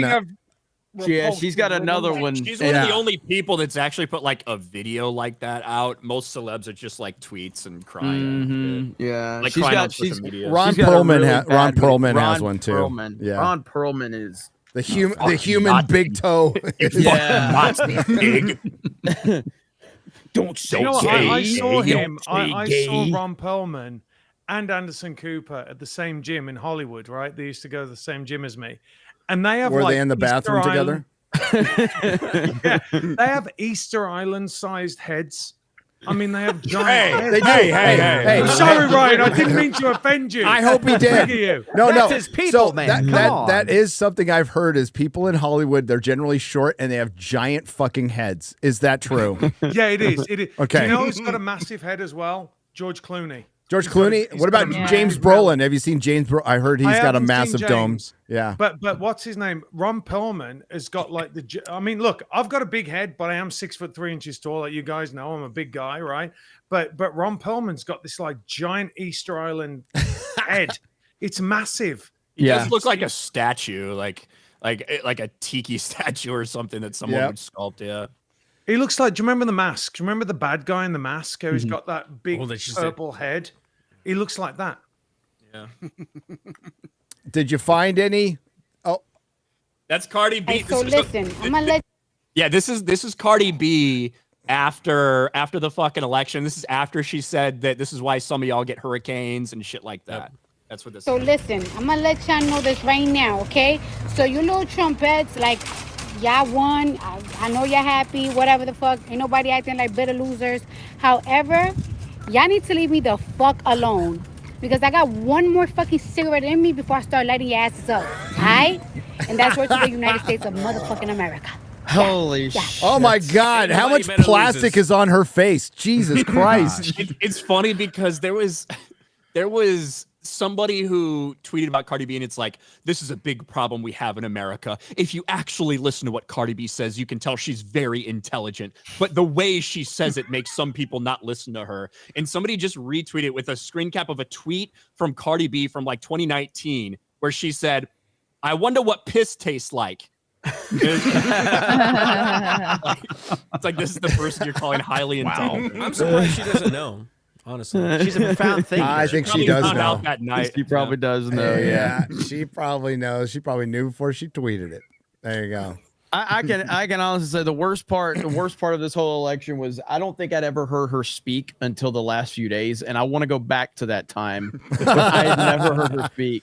Holy We're not going shit! back. Imagine We're not thinking going that back. was going to help your campaign. Holy fuck! So the What interesting an thing about idiot. looking for these, we've been kind of collating some of these clips. A lot of them are from just regular people. The people that are celebrities and these big name people, they've completely gone silent. They were just constantly talking about Kamala. Everybody's going to vote Kamala. Mark Ruffalo. Mark all Hamill. these people that are on these things, and then radio silence. Where are you guys Probably at in now? the fetal position, crying. To be honest, They're Probably having a embarrassed. reboot or something. Their entire worldview's been shattered, like in part because they thought that they actually have influence, that they have the power to determine the outcome of these elections, that people will listen to them because they've got 8 million followers on Twitter or Instagram or whatever, and they just fucking don't. I have that Cardi B tweet, by the way, right? I hope they're feeling afraid, not because Trump got elected or anything like that. And I don't actually think they might be too afraid of that. I think they're afraid of becoming disliked and unpopular, and they're starting to realize how many people out there hate their political crap, and that there probably is going to be blowback for them just sucking off Kamala Harris and going to, and that they might be realizing, it might have been a bad move for me going so hard in the paint politically, and there's a lot of people. Well, that's Hollywood in general. That's Hollywood in general. That's why this year it was like, you just shut your fucking industry. You broke your industry. You shut it down twice in 4 years. You pissed off half the country, and you come out in an election year. Like, shut the fuck up. If you want to save your industry, you should have sat this one out. The idea of people regretting sucking off Kamala, how the tables have turned. Carrot Top has let himself go. dude. What is that in her neck? I know. Why Holy is crap. this? That's Why the Kamala she's model. just old? This just shows you why Hollywood continues to fail. Put this in a fucking horror movie, and it will do banger numbers. Dude, she's had work done. She actually has looked a lot worse than this like a couple of years ago. Are you kidding Did me? you see her when she was hiking? Really let himself go. She's actually got the jawline of the Chad meme that everybody knows. Like, she actually looks like she the looks Chad like meme. a woman who transitioned to woman. Trump, I need you to enact a policy to make her use a selfie stick because it's too fucking close. Oh, Gary, that was the best one I've heard all day. Think that our beloved country, America, knows what it's in for with a fascistic society and dictator. I'm not being hyperbolic. Yeah, you Oh are. yeah. Oh yeah. Oh no. I have said this on tapes before, but I am. She sounds Tapes. retarded. On She's tapes. been repeatedly drunk. stupid. She's drunk, yeah.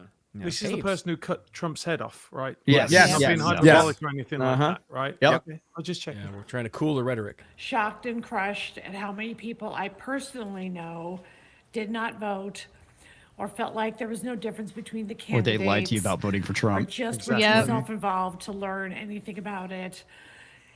And that that makes me sad. And that makes me happy.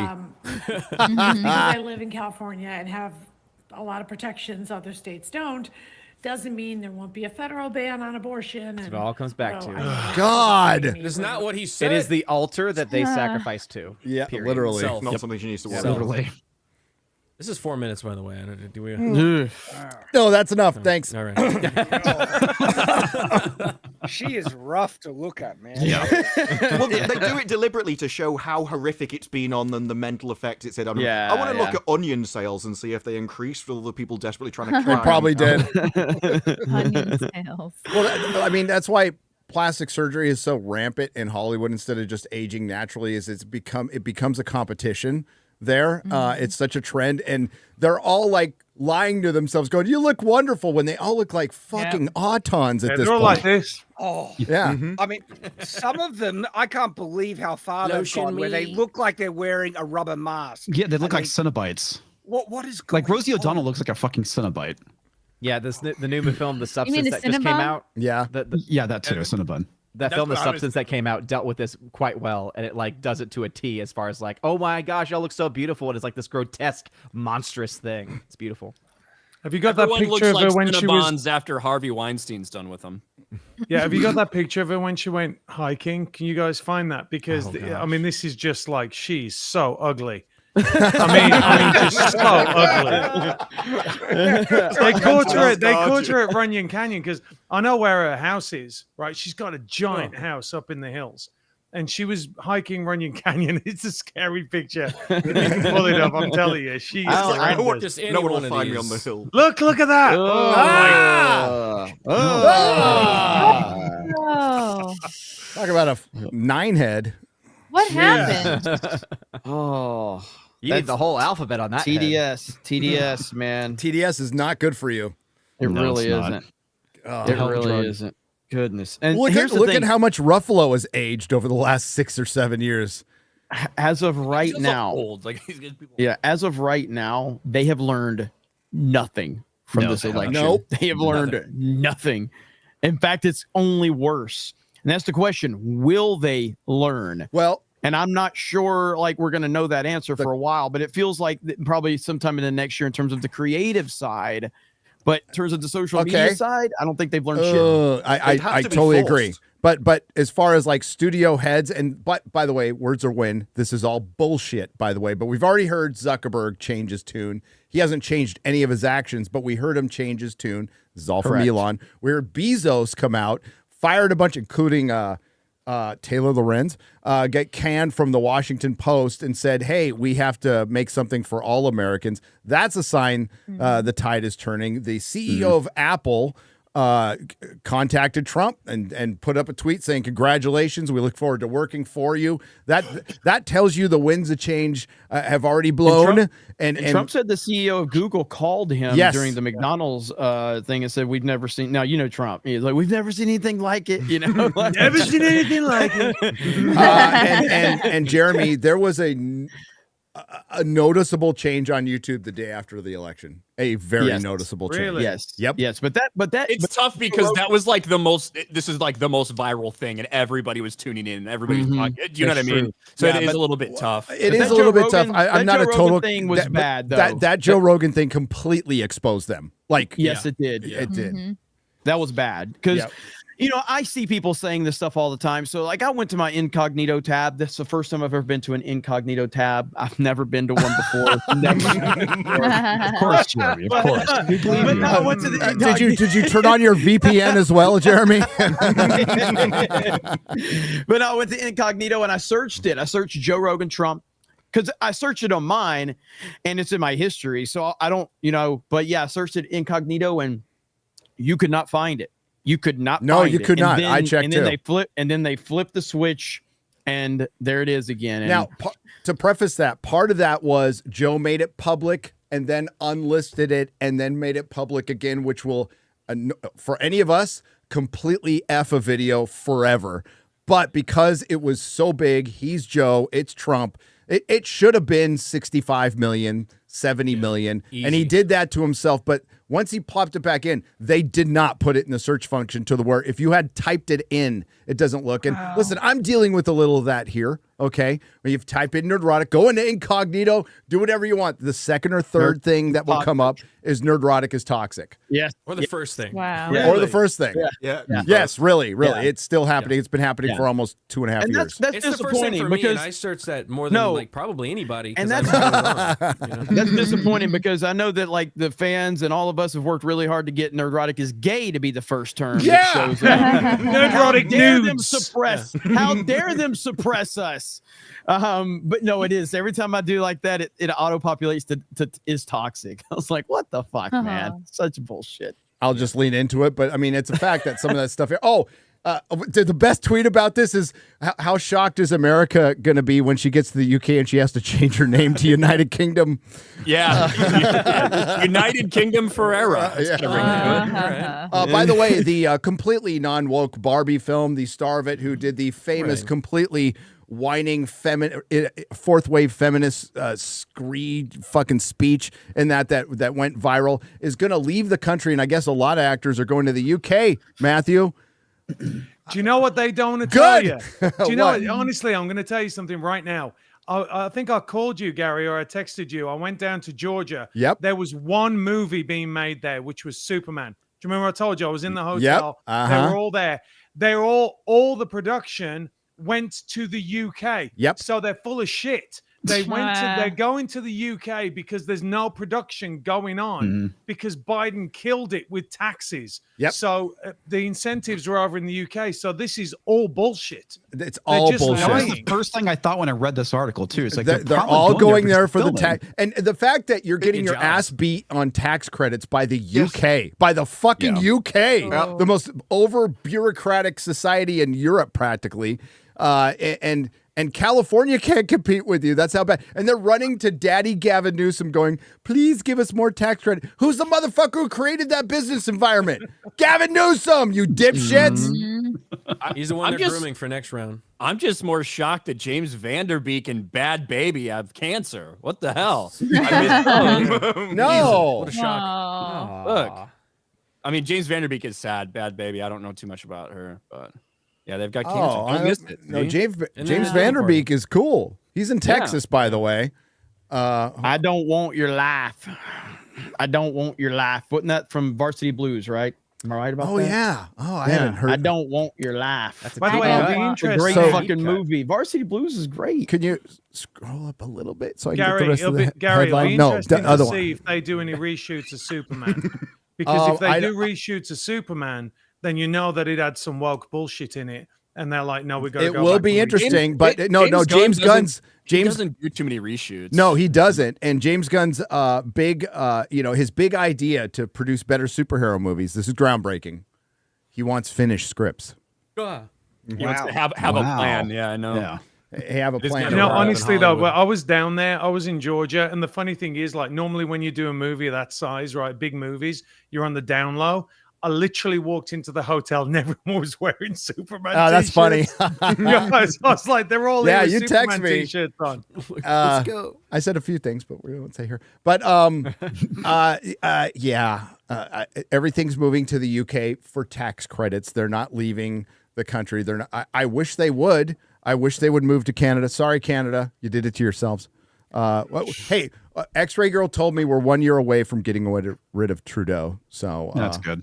And then we can maybe start thinking about forgiving X-Ray Girl at some point. She fucking voted for that cocksucker. Yeah. What are you talking about? He was cute, Ryan. He's tall and he's handsome. Women really shouldn't vote. No. America Ferrera blames Donald Trump as she joins growing list of stars fleeing the U.S. for a new life in UK that has nothing to do with the tax credits and everything being filmed over there right now. But if true, stop making me like Trump even more. I know. He can send more American celebrities away. Would it be hilarious that they all start flocking back once the tax goes else? down? And She probably feels okay because she's too old at this point to be gang raped by Muslims. So she's probably okay. To it, man. I don't think that funny. Harsh but Trying true. to find this list. Where is the list? Oh, good. It's What Is that? Oh my God, that's Sansa. happened? That is fucking Sansa. Yeah, Holy her and Joe shit! Jonas. She looks 50 years old. And apparently she. Whoa. Oh wait, this will make Melanie Mack happy. She's up for Laura Croft in the Tomb Raider in the Phoebe Waller-Bridge. Yeah. Maybe Laura. too. Yeah. Good God! Look, Naturally, they'll pick her. She's flat as a board. She's pregnant there, so. Oh, we're women terrible fucked people. Up when they're pregnant. We're horrible people. What recently? No, they had a don't. driver Looks film awful, his by new the way. movie. Pregnancy usually gives women's face a glow. That was Yeah, I Hold totally on. disagree with that. It doesn't age them. You only think that a pregnant woman is more attractive if you're the one that put it in her. Okay, just saying. Well, it depends if it's Sydney Sweeney or something like that. She wouldn't look. No. She wouldn't look more I attractive. was the one that made her No, but she You wouldn't might look still wanna ugly. Have sex with She her. wouldn't but look she wouldn't ugly. More attractive.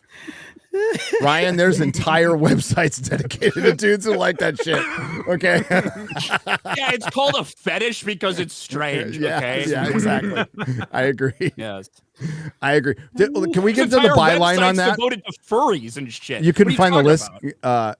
Yeah, and you're I going to be can't going find to the a list. convention. So there's no list. On this article, I'd have enough most faith of in the these are audience. just actors like we were talking about that are leaving That the are, United States or to actually film- British. or actually British. Or Yeah, actually they're already British. there. even like I saw that headline. This Daily Mail, right? Yeah. Even Citadel I think in the article journalism. they contradict it and they say she's been planning to move there for her children's education. So like it's not. I don't even think it's about Trump. By the way, if you do join our Geeks and Gamers locals, if we get 2,500 members, Ryan's going to FurryCon. Attaboy. I led you right into that, baby. Yeah. Okay. Well, just I to got be you, clear, Jeremy. I got you. Because I like to be clear. You're talking about 2,500 supporters, Supporters, not yes. members. Members Yes. on locals just Well, means followers- you can see well, everything. no, well, followers. Yeah, Right. but supporters is how it's described on locals. What I don't is- want you okay. fucking Garrett- around with Jeremy, me. What's the byline say on that article? Could you pop it up real quick? Maybe Jeremy, I messed it up because you're so good at explaining things. So I just messed it up so you could properly explain it. So we can send you wanted to to be FurryCon. mansplained. Go ahead, Shad. Well, I hear you're going to FatCon. No. You're not escaping that, Jeremy. Wait. There's a fat con? I'm Yeah, sorry, Jeremy's excuse me, going what? to it. He's I trying didn't- to hide it. I'm trying not to make that part of this. So shut the fuck up, Chad, please. I'll be at Grand Rapids All right. Comic Con next week with the Critical Drinker. Come say hi. They're trying to work that into like Pop that some of the goals for our members over there, but I'm trying to. No, Jeremy Thank you. should sacrifice. I completely We agree. were cool about Twilight. You go fuck yourself. Don't now, mention okay? it. God damn it. Stop. Just Don't went to say Twilight Con. anything. Kick him if he says anything. So I would totally go to Twilight Con. back to the article. He gone. It was reported this week What that are you it was reported this week that America 40. I'm glad they put her age in there. 40. So basically, why don't they just say it was it was reported this week that America hit the wall, was planning to move to the UK. She will join a growing number of stars who have relocated across the pond. A source said she is fleeing the U.S. to seek better education for her kids because she's going to get it in the UK. Oh, well, she'll come back better than Muslim. the US one. Yeah. I thought everything was so amazing. It used to be. Disparu, I will totally agree with you in that. Oh, it it's used definitely to gone be downhill. Yeah. Yeah. Oh, what's the rest of it? I wanted to read the rest of it. You move too fast. I do love the quote. America is sick that Donald Trump is president again. Just because that's your name. This is just Daily Mail. Oh, gotcha. Okay, gotcha. Updates. Yeah, thank you. My favorite one that said he was leaving is Bryan Cranston, that joined the strike and said the most commie nonsense out Yes. of everybody, and then immediately go, "I'm leaving the country." It's like I've burned the industry to the ground, Yep. and now I'm off. My work here is done. You're on your own, son. Yeah, he just bailed on him after helping them break their business model. He, by the way, all those people out there were saying, hold the line during the strike. This probably won't be news to any of you. I'll just bring it up again. During the strike, you weren't supposed to negotiate, hire anybody. They were all doing that behind the scenes while they were supposed to stop working. What's the Superman guy's name? Sweatham? Bird, sweat, David something, Corn corn sweat, something, Corn Sweat. sweaty guy, Cody whatever his Sweat. name is. Corn Sweat was a bad dude. It was a bad dude. So when they came back, when the strike was over and they came back to do some little touch-ups on Twisters, He came back a lot heavier, like a lot heavier. He took a lot of steroids. Like not just a little, but a lot. Just a little. So much so they had to like CG make him smaller.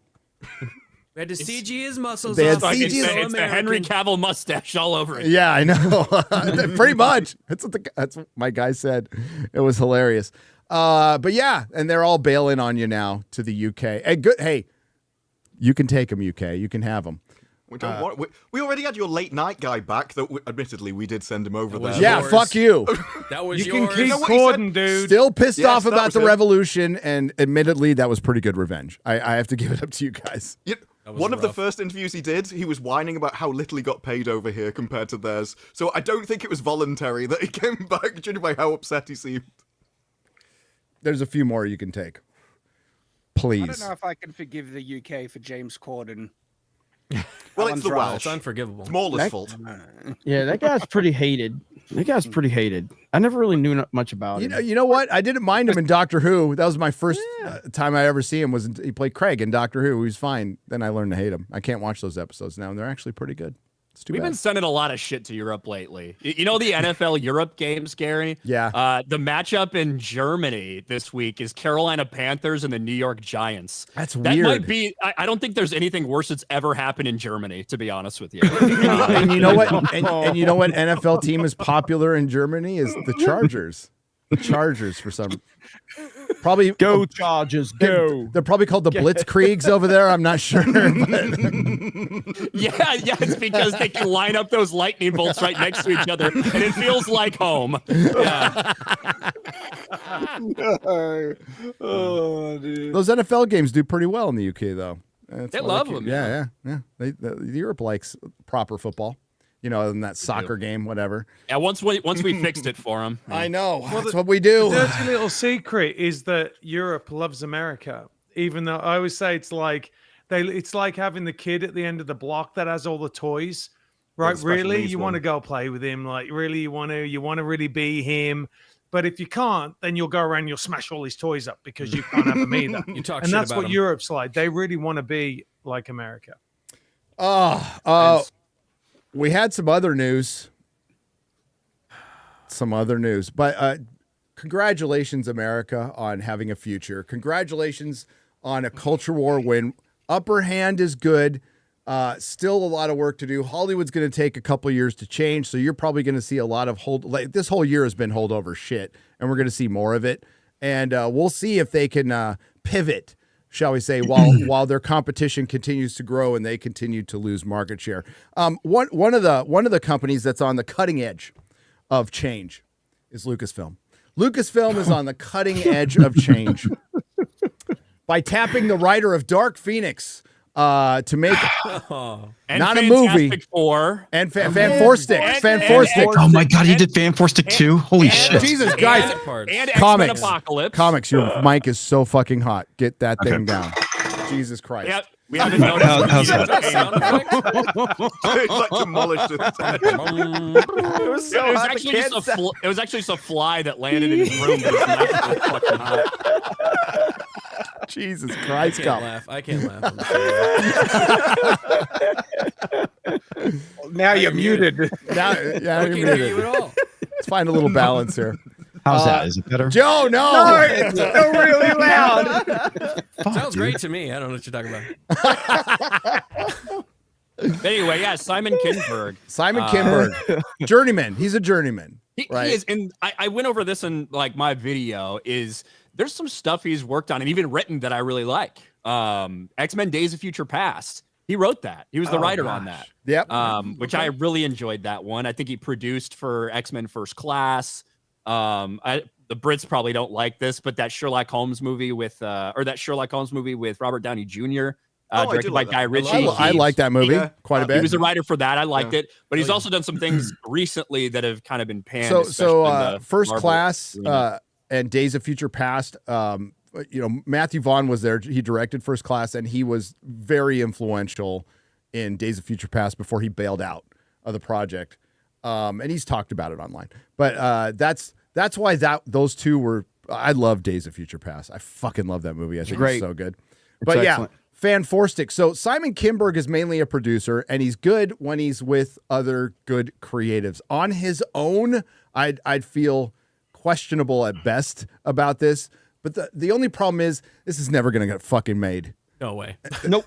That's how many movies so far that have not been produced? There's an article. I sent one. There's 14. It's actually from IGN. Not a or movie. Not a trilogy. movie. We're talking about a trilogy. It's IGN. I know the way this has been reported, the way that this has been reported as well is wrong. That it's kind of separate from like the Sharmino Bechinoy Ray movie. I don't know if that's the case. I don't either. I think that they are actually planning on doing that because if you remember, a few days before Stephen Knight, parted ways with Lucasfilm, Daisy Ridley said, "Hey, I think you're going to hear something soon." And this movie, well, it actually sounds like we might be doing multiple movies. They're making some changes to it. I think this might have been what she was talking about. Jesus I think that this trilogy is supposed to be like the Ray movies. So it's been reported. It's been reported. I hope they do too. Job security is a good thing, but it's been reported in some places as an extension of the Skywalker trilogy. All we know from the article is it's a trilogy in development. That's it, which means they're thinking about it. So they have, and in the article we just saw, Simon Kinberg has not been locked down yet. They said they're in talks with bringing him on, but which is like right in the first line of it. Like they're in talks with, if you scroll up a little bit. Wait, no, that says he's closed a deal. Oh, he's closed the deal. Okay, my bad. Go back to the other one. So this is IGN of all fucking sites. Star Wars fans roll eyes as Disney plans another trilogy, bringing unreleased films up to 14. That is fucking awesome. Never tell me the odds. Oh, God. Disney has yet another trilogy of Star Wars films in the works, and some fans are getting a bit sick of perpetual announcements with no releases, with the number of planned films now totaling 14, and the number of those with release dates, never mind trailers or titles, totaling 1. X-Men producer Simon Kinberg is now writing and producing a trilogy of Disney Star Wars that will act as the beginning of a new saga. So it's a new saga now, planned to release alongside the wealth of other announced films. But despite Disney releasing no films in the franchise since the universally panned Star Wars Episode 9, The Rise of Palpatine in 2019, word of new Disney Star Wars films no longer brings excitement for many fans or any fans. You misspelled any. Who are instead left rolling their eyes. That's because Disney is now more than a dozen films and has now more than a dozen films announced, with just as many lacking any sort of title, release date, footage, casting, or anything else suggesting a film is actually coming. I'm going to come. Disney has also canceled several films at this time, such as one from Marvel Studios president Kevin Feige. God, I really hope I can tell that story someday because I know what happened. I know exactly what happened, and it's fucked up. And another trilogy from Game of Thrones showrunners Dumb and Dumber. We'll just say Dumb and Dumber. What about Rian Johnson's trilogy? That's included in the 14 unreleased listed. ones. Gotcha. Like the ones that are technically in development, they say. Sure. With Rogue Squadron as well. That is well that one after they essentially said it's not happening, like 2 years later, they got back in talks with Patty Jenkins. With Patty. Probably once Patty Jenkins, all of her other shit fell the fuck apart. Yep. After Wonder Woman 2 was a complete and total disaster. And then her Cleopatra movie got axed and everything else happened. Yeah. What remains is a Mandalorian sequel called The Mandalorian and Grogu, an Episode 9 sequel starring Daisy Ridley, a film about the dawn of the Force from Logan and Indiana Jones and the Dial of Dysentery director James Mangold, and a film about the culmination of Star Wars shows such as Ahsoka from Lucasfilm chief creative and Ryan's the biggest fan of this guy, Dave Filoni. You got to say it right. Chief Creative Officer. Chief Creative Officer and dog enthusiast. Also coming... He has two movies? He has the Mandalorian movie and also another Mandalorian universe movie? He's working with that. I think Favreau's officially directing, but it's him and Filoni are producing it. Yeah, all the shows are leading up to a movie. That's why Ahsoka got a season 2 and That's why they'll continue with this.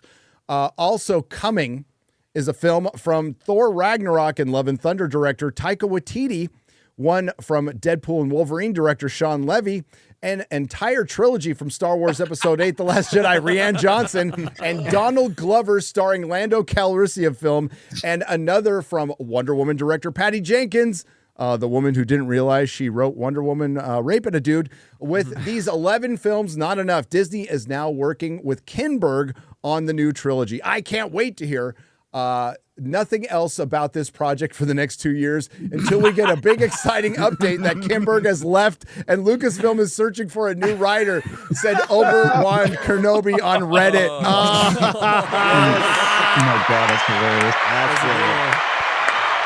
I love it. Here we go again, said one user. So now how long do we do we bet before the trilogy is canned as well? Says one, and they're going to fucking Reddit. Jesus Christ. Hold on. I like how they said Obert-Wan Kenober, and then these other ones just another users, probably something super fucking racist. Yeah. So they didn't want to quote it. This article just shows you how bad it is. I mean, nobody takes Lucasfilm seriously anymore. Nope. Nobody. This is They're an a fucking IGN joke. article. I know. Yes. They're a fucking that's joke. wild. They've done this to themselves, and they deserve the position they're in right now. Nobody cares. Nobody takes them seriously. Another post outlined 14 apparently incoming movies. I'm really looking forward to the Untitled Star Wars project, but I wouldn't mind if Untitled Star Wars project doesn't end up happening, said Laser Brained. It's really hard for me to take any of these announcements seriously when we had absolutely zero traction on any rumored movies. I did shave. I did shave. Okay. Oh, should we vote here? Which Star Wars film are you most excited for? Is there nothing?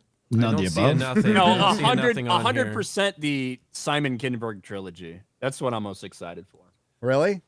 Because that's the one that's closest to, like, Rian Johnson's not happening. Yeah. That one still has the potential to happen, and if it does involve like Rey and stuff, like some of the rumors say, it'll be the one we'll get the most content out of. Right. Absolutely. Yeah, you could hit that. Whatever. That's what she said. Mandalorian. In other Star Wars news, That's like I what said, Kamala said. so Star Wars is on the cutting edge of change in Hollywood. They've really been introspective. They're trying to turn things around, to rebuild one of the greatest cinematic IPs of all time, especially when their creators are out there talking shit and reeing, as the kids used to say back in 2016, about an election. What's interesting about this is we have another Lucasfilm employee telling half the country to fuck off, essentially. Now, we've had that before. Well done, by the way, Lucasfilm. Yeah. Well done. Nobody can forget Pedro Pascal's tweet from 2020 where he called half y'all Confederates and the bad guys from Germany. But now we have a cinematographer, Joe Laren. Joe Laren said, "Fuck these disgusting scrotum skin sack and all who support him." Insult. Yeah. By the way, can I just say, like, by a skin sack? To be honest, yeah, let me. Republican voters against Trump.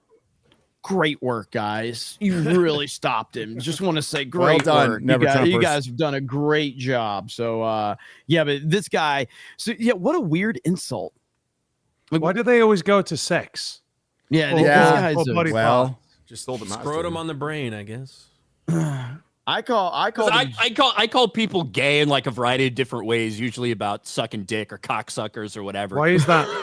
Why is that? Because it's like the most. Tell me about your insulting thing I mother. can think of being gay. Ugh. I guess calling someone a dickhead is just too passe at this point.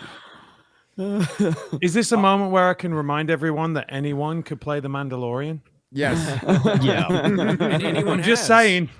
Also, when they mentioned he's a cinematographer, I had to immediately look him up, and apparently he's only done The Bad Batch, or at least that's like the only thing I'm seeing him. That's not true at all. He's worked on pretty much all the animation shit. He's been with Lucasfilm for like 2 or 3 decades. He's been there a long time. But as far as like active cinematography, it's just the animated stuff he's done, you said?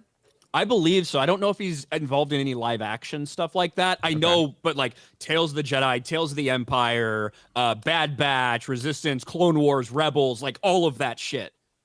He's probably fucking Dave Filoni in the ass. Is my guess, to be honest with you. But yeah, he completely. So he went protected. I screenshot that shit because I knew he was probably going to delete it. He went protected, and then he recently just deleted his entire account. But this is right. This is the double standard. I have pulled up Gary's tweet from several days ago with Pedro Pascal and what he did in the aftermath of the 2020 election. Right when he compared half the country to Nazis. This is the double standard that exists in Disney, in Hollywood. It's the basis for Gina Carano's lawsuit. And these people are just literally taking bullets, loading up magazines, and handing them to Gina Carano. Like, that's what this is. It's crazy. Yeah, that's going to be evidence in the trial. Dude, I wish it was a public trial so that way we could actually see someone have to read that specific tweet. I want him to read Ryan's tweet where he's like, he record. runs like a bitch. I want to hear that in court. Yeah. Yeah. So, I mean, this is what we've talked about for a long time. If you're going to allow one group to say things, then you need to allow the other group to say things. Or you should have a rule that just says, hey, if you work for the company, how about keep your personal politics off of your social media that represents us? Because we don't want to create that type of environment. They had no problem saying that to Gina Carano, but they have a problem saying it to everybody else that works at Lucasfilm that has the left-wing agenda. And I personally think the best way to handle that is to allow everybody to speak, and they'll get a lot of kickback the more that they spew their nonsense, and we'll all let the internet police itself from that standpoint. I don't think that companies, I don't really want companies to silence people's personal opinions. Nope. I don't think that's the best move. I think the best move is to allow everyone to have whatever opinions they want and then let the internet police itself. That's the best move right there. Absolutely. I do think that maybe there should be some guidelines, like in terms of Rachel Zegler. If you're promoting the movie. While you're promoting that thing that you're in, attaching an like inherently political statement, one side or the other, to that promotion itself. Not just on your social media and tweeting retarded stuff out, whatever. But when you're actively promoting your Snow White trailer, and then you're like, by the way, hashtag Free Palestine, like all that shit. Fuck that. Yeah. And also don't go around attacking your audience. That's the worst. Yeah, that should be in every contract. Don't attack the potential customer. That was just an unwritten rule that because you're not stupid, right? You don't go and alienate half of your audience. I mean, you don't have to be a rocket scientist to understand that. Like, just don't say it. Well, to that but also, point, that would be tied into their payment because they got paid based off the people that they would bring into the cinema. If they started attacking their own audience, they'd actually be harming their wages. But now it's almost like they've lost the movie star status. They don't carry those people into the cinema anymore, but they've kept the same wages. That's exactly right. And inflated budgets. And this is part of the issue is people say, well, you know, it's kind of like what J.K. Rowling said when people were going, oh, you're burning my books. She's like, you already bought them, so it doesn't matter. I mean, this is how stupid they are. Like, go ahead. But the problem being is that right now, and it'll be interesting to see the correction on what certain actors are worth, right? Because if you go out again, if say Mark Ruffalo goes out and does another movie and he still makes, you know, a certain amount of $1 million, then he's gonna maintain the amount of money that he's been getting. But if he drops significantly, then that's not going to happen because he's just not going to be. It's what they do with the canceling, right? So if you go out, like I mentioned this before, like if you go out, you have a dollar amount attached to you that can greenlight movies. Well, if you get canceled and you do less valuable movies, for the most part, the movies with less funding, less marketing and all that are going to make less money. So then your value goes down and down and down and down until you can't get any work because they can justify that then. Or the studios can say, well, you're not on the studio list. Like at one point I was on the studio list so I could greenlight a movie. And then so when they cancel you, you go down and down and down and down and down until you can't greenlight a movie anymore. Then they just go, oh, well, you know, you can't green. So they can justify it. So it's really insidious. So it'll be very interesting now to see what happens with these people that have spoken out, whether or not, because listen, guys, I've been in the situation. This is no joke. Just tell you this quick story. I wanted this actor for a movie that I was producing. This is years ago. This is like 20 years ago. I had a movie that I wanted to do, and this one particular actor, and he'd had like 5 flops in a row, like giant flops. And I shared the same agent, right? And I said, I really would love him to come into this movie. And he goes, well, he's only working with the top 5 directors in Hollywood. And I said, well, his last 5 movies have been a disaster. And the agent went through and literally blamed an Oscar-winning director, an Oscar-winning actress that he worked with, and said, no, it was their fault. It was their fault. It was their fault. So what they do is they justify it, right? Because what they want to do is they want to keep that guy at his certain status because they get 10% of his wages. So it's in their best interests to keep that going. And I was like, you just literally, and by the way, one of the actresses is one of the biggest stars in the world. One of the director went on and directed multiple different massive films. And then eventually, though, that actor did get his shot and did get an Oscar nomination. But it was the machine that just kept going, right? Now, we would normally say, well, he's had 5, you'd think, right? He's had 5 flops. His worth has gone down, but they just kept propping it up. And so it's going to be interesting to see whether they're going to give these guys multiple different chances to get back. But they're already making $10-15 million a movie anyway, so they don't care. That's the thing, that they really don't care. And their residuals that are going to keep coming in are going to be in the millions anyway for many, many years. So that's why they have this insulation, that they don't really care about the people because they've already got these multi-million dollar contracts. Yeah. Yep. The people those third party people that Hollywood is hiring out there you're paying them to lie to you. That's at this point you're paying them to lie to you, and that's what Matt's talking about. The ecosystem there is going to be so difficult to change. We'd all love to see Hollywood get Twittered, particularly Disney. I think the ones. Oh yeah. Because there's a clip we'll do later at Rumble that discusses the infiltration from our government in all facets of information, and how do you get rid of that? Well, there's a solution, and we might have a chance of that happening once Trump gets in the White House, and it could happen day one. But that'll be saved for Rumble, for our Rumble hour. We're ready for some soups, guys. You ready? Sounded like you said the wine house. I think that's Kamala's house. There you go. R.I.P. Amy Winehouse. Hey, before you do supers, can I mention something really quick? No. So, thank you. Sure. Sharing my screen. So I've been mentioning anything to get that off it. I've been mentioning this a little bit on Geeks and Gamers, but if you guys are not aware of Criticless, Odin can talk about it all day long, but this is essentially a Rotten Tomatoes alternative. So it's free to go over there, go sign up. They have an app on the Android store and the Apple store. And Geeks and Gamers, we're working with them, and I really do love the site. It's a fantastic site. You can even break down with movies and TV shows if it has a political bias, so you can click on it to see the whole database is over there, like IMDb. It's a really good site, so go check it out. Criticless, a lot of people wonder what I'm saying when I say that, so I don't know if I'm just not saying it properly, but Odin's been on there forever and a day.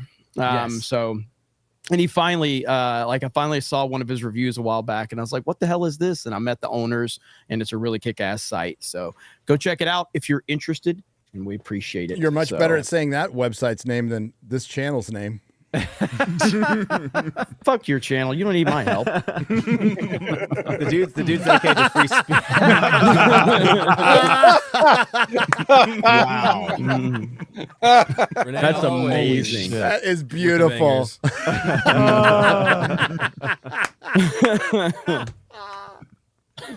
God, what an ugly fuck, God. dude. He was a good Hellboy. He was good. Yeah, he was good in Sons of Anarchy. He's a demon from hell. It makes sense. Fucking makeup, yeah. Nah, he's great in good Sons of actor, Anarchy. man. It's Clay Morrow. He's fantastic. He's a But great actor. He is. He really is. Just a retard. He's a great actor. Retarded. Yes. Yes. We care about actors because they're pretending to be people other than themselves. Right? Like, we don't need to know those people's opinions or endorsements. The culture. Not from mine. Yeah, exactly. Other than you, Matt. Well, that's because you got cancer, not acting anymore. So we want to hear your opinion. There you go. Thanks for reminding me, Ryan. Fuck you, dude. I really did not buy into the Barron Trump hype at first, but I'm starting to. Yeah, Batman. This dude idea. is set to be an absolute rock star. He's never said a word. What if his voice sounds like Mickey Mouse? Or I know. It's like they're building up a mystique, and he has not said a word in public. He hasn't said a word. No. And I love it. He shouldn't. Just let, just let the mystique go. Yeah. What if he opens his mouth and it's this deep Chad voice? It's just like, hi, Dad. When you have YouTubers that have never done face reveals, just don't do it. Don't do it. Like Dream. Exactly. Don't do it because people have an idea of what you look like and you'll fucking ruin it and just refer. That should be Barron Trump. He should never say a fucking word the rest of his life. No.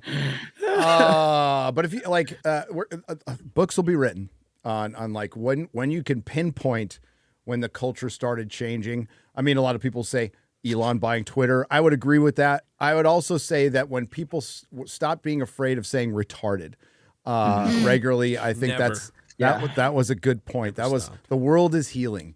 The world. I think the true moment is 2020. I think a lot of people looked back on that and said we can't allow this fucking shit to happen again. So no. Overplayed their hand. It's uncanny. Rolling the Wretched, 4 parts for $100. So it was a pretty boring week. Harris won in a landslide like everyone predicted. Everyone on TikTok and Instagram are happy and full of joy. The legacy media got everything right. Oops, sorry. I was looking at the Earth 666 where Jeremy is straight. My bad. Speaking of Jeremy, congrats on having one of the most watched streams during the election. This might be the final straw for media as we knew it. Yeah, it kind of is. I think their numbers are going to crater. Companies are going to stop advertising, and I say good riddance. They already are. The biggest outside of live sports, of course, which is still a massive, massive industry, which is what keeps things like Disney Plus around. The reason Disney Plus was slightly profitable for one quarter, which will change soon, is because they combined their streaming stats with ESPN and Hulu. Yep. Disney Plus is still not profitable. Speaking of Jeremy, congrats on having one of... Oh, I already read that one. I was like, what are we doing? I am being retarded. That's what I mean. Gary has to be extra excited because Harris had a weaker finish than him. Hey,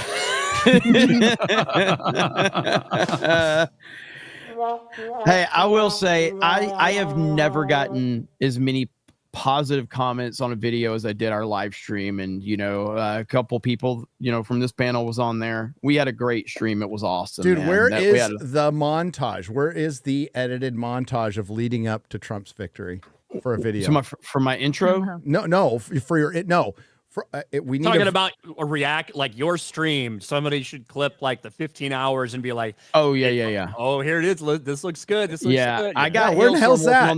I got Hailstorm working on the intro right now, the new intro. That's what everybody's wanting. No, that's not what I'm talking about. I'm talking about a separate video. No, that's a I montage. Know that. I was just saying. That's what I'm saying. But I've got Hailstorm busy on that right now with his autistic ass. Jeremy, it was funny watching you on the election live stream where you're trying to say, I don't want to get too excited. And look, it was clear you had such a raging boner that you were trying to hide the whole time. Oh, no. I mean, if you go back 2 days prior, so the day before I made my official prediction where I said, I know I've been downplaying this, but I think that Trump's going to win in a landslide. And my number one, the map I pulled up had 312 electoral college. Yes, it did. And I said, this to me is the most likely scenario right here, that Trump wins the popular vote and gets 312 electoral college victories, votes, and takes Michigan and Pennsylvania and Wisconsin. And turned out that's exactly what happened. So I felt very good about it. I just wondered I had a lot of PTSD from 2020. I really did, because I felt the same way in 2020 when I went to bed and I woke up and I was like, wait, what? And but it didn't happen this time, thank God.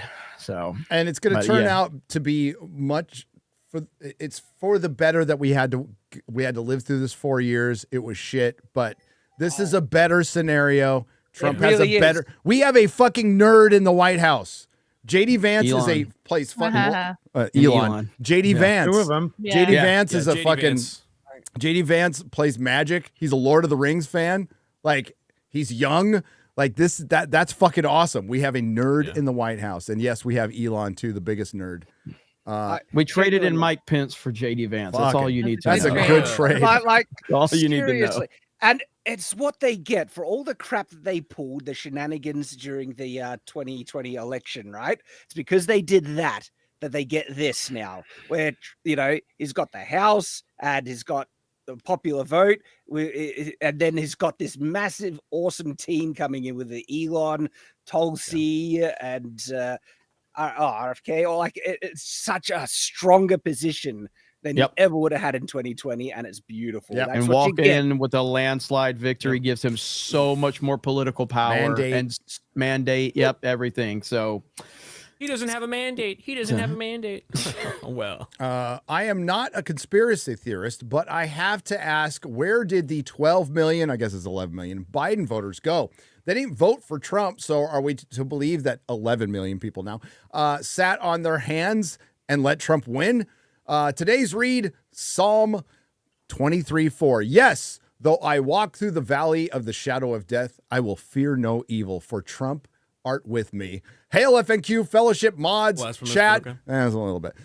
Baby Thor and Pizza Time Hawaiian Pizza. We are getting the song So Long, Gay Boys. So long, gay boys. Yeah, Dan's working on the song. Dan is working on the song. How sad that guy came out for Kamala Harris as well. Who did? That guy, whatever his name is. Yeah, from The Hangover. From The Hangover, the Asian guy. We too low. Yep. Yeah. Oh yeah, of course he did. Something wrong. Of course he did. He is a bona fide weirdo. I actually when the Kims of comedy. Have you ever heard of that? It was some Korean show. Yeah, so it's a Korean comedy show. So I got to see them live, and I got backstage because Melissa's cousin, who is a broadcaster for Fox Sports 1, Allie Wagner, soccer broadcaster, got us in, and we hung out with him, and he was a neurotic freak. He was an absolute neurotic freak. And I was like, wow, he seems so normal in his, like, you think his He seems so normal when he's jumping out of a taxi naked and rubbing his little dick. That was absolutely hangover. normal. Yeah, that was absolutely normal compared to the way he was acting that night. So, Doc Hollywood for 100. Let's get this party started. I've been, well, in my way, partying all week. Dragon Noodle, and thank you, by the way. It's been a great party, and like this party can last for a long fucking time. We have a couple of months till it's gonna be. I want the crowd for the inauguration is gonna be fucking huge. Whoa. I want to be there. I want to go. I'm gonna be there. I'm gonna be there. I kind of want to go too. Let's I go, got bro. invited Let's last do it. time and I didn't go because my buddy was like, I was at the Hey Adam the night before. Oh, Like, really? When they were when they were setting it all up, yeah.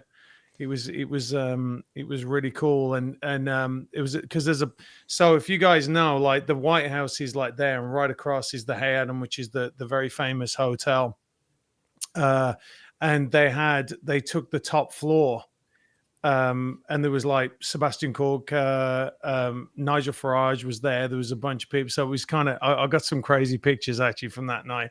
But my buddy was like, I don't really want to go because my buddy was on the FBI Washington field team. So when they do the inauguration, he'd done it for years and years and years for different presidents. And he was like, I don't really want to go in tomorrow. It's a hassle. I was like, oh, you're kidding me. So I want to go this time. So that'd be pretty amazing to see that, wouldn't it? Yeah, this is going to be a big one, I think. Dragon Noodle Soup has gifted 20 Nerdrotic memberships for $100. Nice.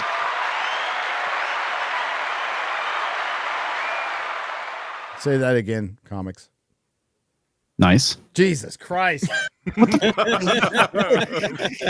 truth is, you talk so little, it doesn't really affect the show. I don't get it because it's not like I changed my settings, so I have it cranked down pretty low right now. So I'm not sure. It's actually It's actually the more okay you now talk, when- the more you talk. It's The more you- because your microphone is desperately searching for some sort of sound coming from that side. It only happens once every 60 minutes or so. So it's just like, boom, I got it. Dave the Barbarian for 50. I can't take any more whining about this week. My daughter was born. Trump won. Why did I say whining? I'm a fucking retard. I'm going to start over. Winning. Dave the Barbarian for 50. I can't take any more winning this week. My daughter was born. Trump won Tuesday. Switch to backward compatible. Clarkson Farm Season 5 announcement. Bye-bye Alyssa Mercante. Crying Diddywood. Leftists refusing to procreate. Christmas came early. Yeah! That Oh, is yeah. a very good summary. Very good summary. Alyssa Mercante got frostbitten. She gone. She said she gone. left. For Mercanti. She claims she left. It just happened to be on the same day that layoffs happened at Kotaku. Yeah. I do believe it was exactly. You can't fire me. I quit. I do think it was exactly 2 years since she started. So, like, there is, realistically, maybe it was like her contract was over or whatever. Who knows? But yeah, it just so happens. But she's part of the reason Kotaku continues to die. So good riddance. Yep. You think we could buy it? It's probably worth like $5 or something. Probably. Do what with it? Nah, fuck it. Make it great again. Trump memes on it. Yeah, there you go. That'd be kind of funny. redirect. Dragon noodle soup for $100. Gary, go play some D&D with the tabletop crew someday. Someday when I have extra time to play D&D. I'd like to, though. That'd be fun. It is fun. 3 hours on a Saturday. Yeah. Saturday is usually, video making day. That's what it's turned into. It was a day off, but it's turned into video making day. The day off moves. But depending it on what's shifts. coming out. It shifts around yes, the week. it does. Gary, play Black Ops 6 with us. I'm gonna do some gaming around the I holidays. want you to play Call of Duty with us. That would be really good. Yeah, give Call the of other team Duty? some extra kills. Holy fuck, you will be terrible at it. I'll be terrible at A everything. Twitch shooter isn't the one to give me. I was terrible at So Gollum. bad. It will be bad though. Fortnite would stand more chance than Black Ops. Yeah. Were you terrible Gollum, or was the game just terrible? Either way, like I was pretty just- terrible. I imagine 20 minutes in, after running into corners and throwing grenades at himself, Gary would be like, "This game really makes me dizzy." Like, that'd be the kind of game that did that. Yeah. Yeah. I'll be back to some gaming. Well, did you see Drunk 3PO playing it? Yes, I saw that clip. Here we go. Here's the clip right here. It's so fucking I found the secret sniper spot. Yeah. Yeah.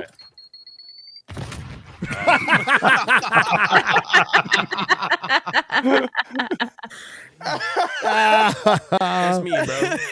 I found this secret sniper spot. Never hate that mind. map. We got to share this. It's in Discord. The Cohen guy. Do you see? Yes, let me see if I can find that one. Yeah, it's fucking funny. So this is like Trump's former lawyer, right? Am I getting this right? Oh, yeah. And Michael did- Cohen. yeah. Oh, this Michael is Cohen. great. This is fucking so live great. stream is so fucking funny. This is from. I don't know if this is a new. I know he's got old clips of him. Oh yeah, I think this Yeah, is this is old. TikTok, right? It was Yeah. on TikTok. Yeah. Old or not, I saw it for the first time last night, and it's fucking hilarious. This is why the internet always wins. No problem. Wow, genius you are. Can we stop with that? I appreciate it. I don't like the stupid turkeys. All right, let's just knock that stupid shit off, please. All right. I did. I said I was leaving, and then the following day, get that through your dumb heads. The following day, I turned around and I said that there's no chance in the world that I'm leaving my country. Thank you very much. All right. I'm not leaving anyway. You leave. This is my country. And I have every right, every single right within which to turn around when we stop so we can. All right, 2 seconds. I'm going to end up blocking this.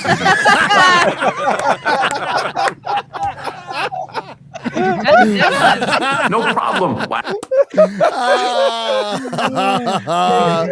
So Who's in fucking charge good. of that? Oh my gosh, that's killer.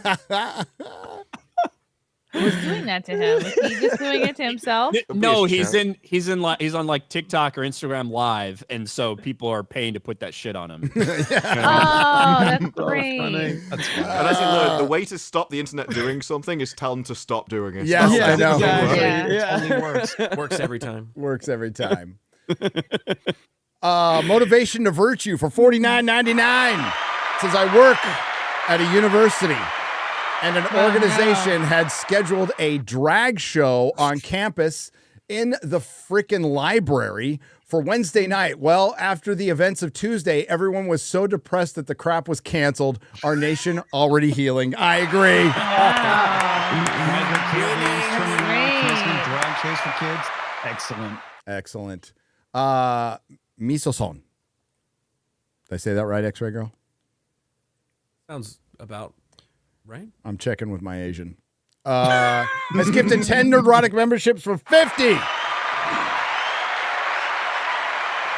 Hail.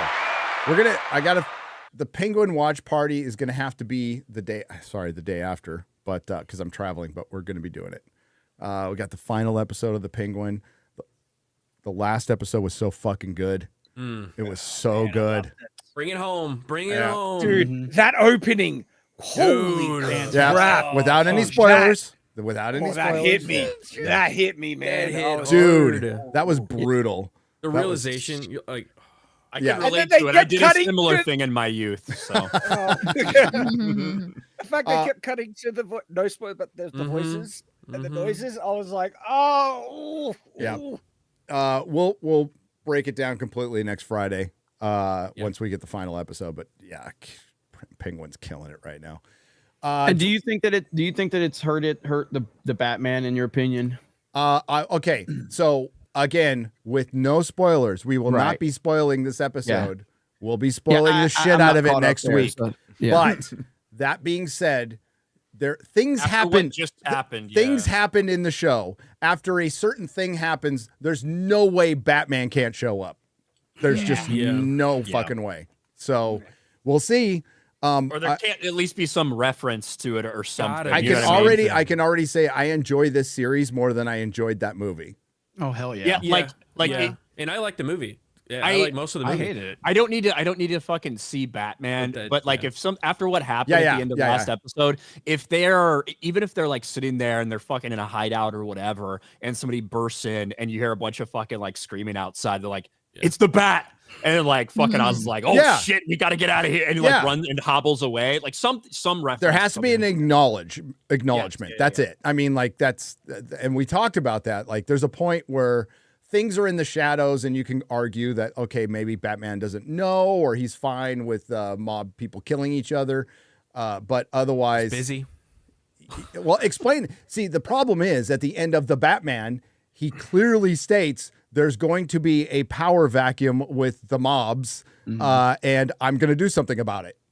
I mean, what he says in that last, because I actually rewatched the Batman recently. He's like, there's going to be people that are fighting for power, and they even show the image of Oz there. Yes, clearly foreshadowing this series, which we didn't even think would be any good. And then he also says there's going to be people that need my help everywhere, like stuff like that. So who knows? So Ryan, I mean, even though the internet seems to think otherwise, you actually did like the Batman a lot. I liked it. Yeah. I think you liked it probably more than anybody here because you're such a positive guy. So has this show hurt your viewing of that movie? Not at all. No. Okay. So there's going to be a Joker show. Apparently, I don't know if that's just a rumor or if that was announced. That's gotta be a rumor. I don't care about that. It, like the idea that they might do that in a Batman 3.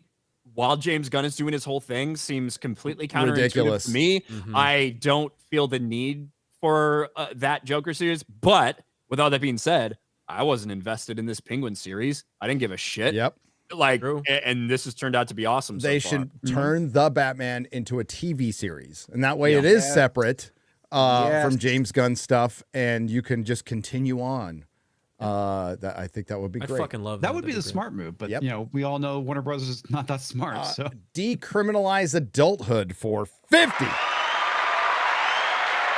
Says Marsden, why does 10% of America still believe in quote the science? We're 5 years in, and some people can't let go a certain cold. You'd think they get tired of precautions by now. Then again, these folks were never that bright to begin with.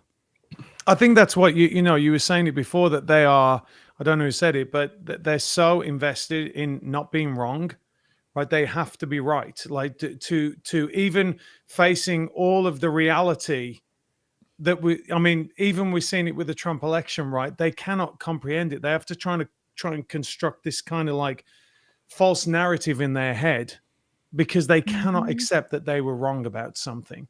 And so this is why they're perpetuating, these lies and falsehoods. So it is going to be really interesting, like you said, to see the way that even in entertainment, how they're going to correct, if they are going to correct at all, right? Because right now we're seeing it, their reaction in Hollywood, as we have seen, is they haven't come on Twitter, right, or X. They haven't come on to say, "Hey guys, well done," or they're like they've lost it and they've deleted their Twitter or they're not commenting.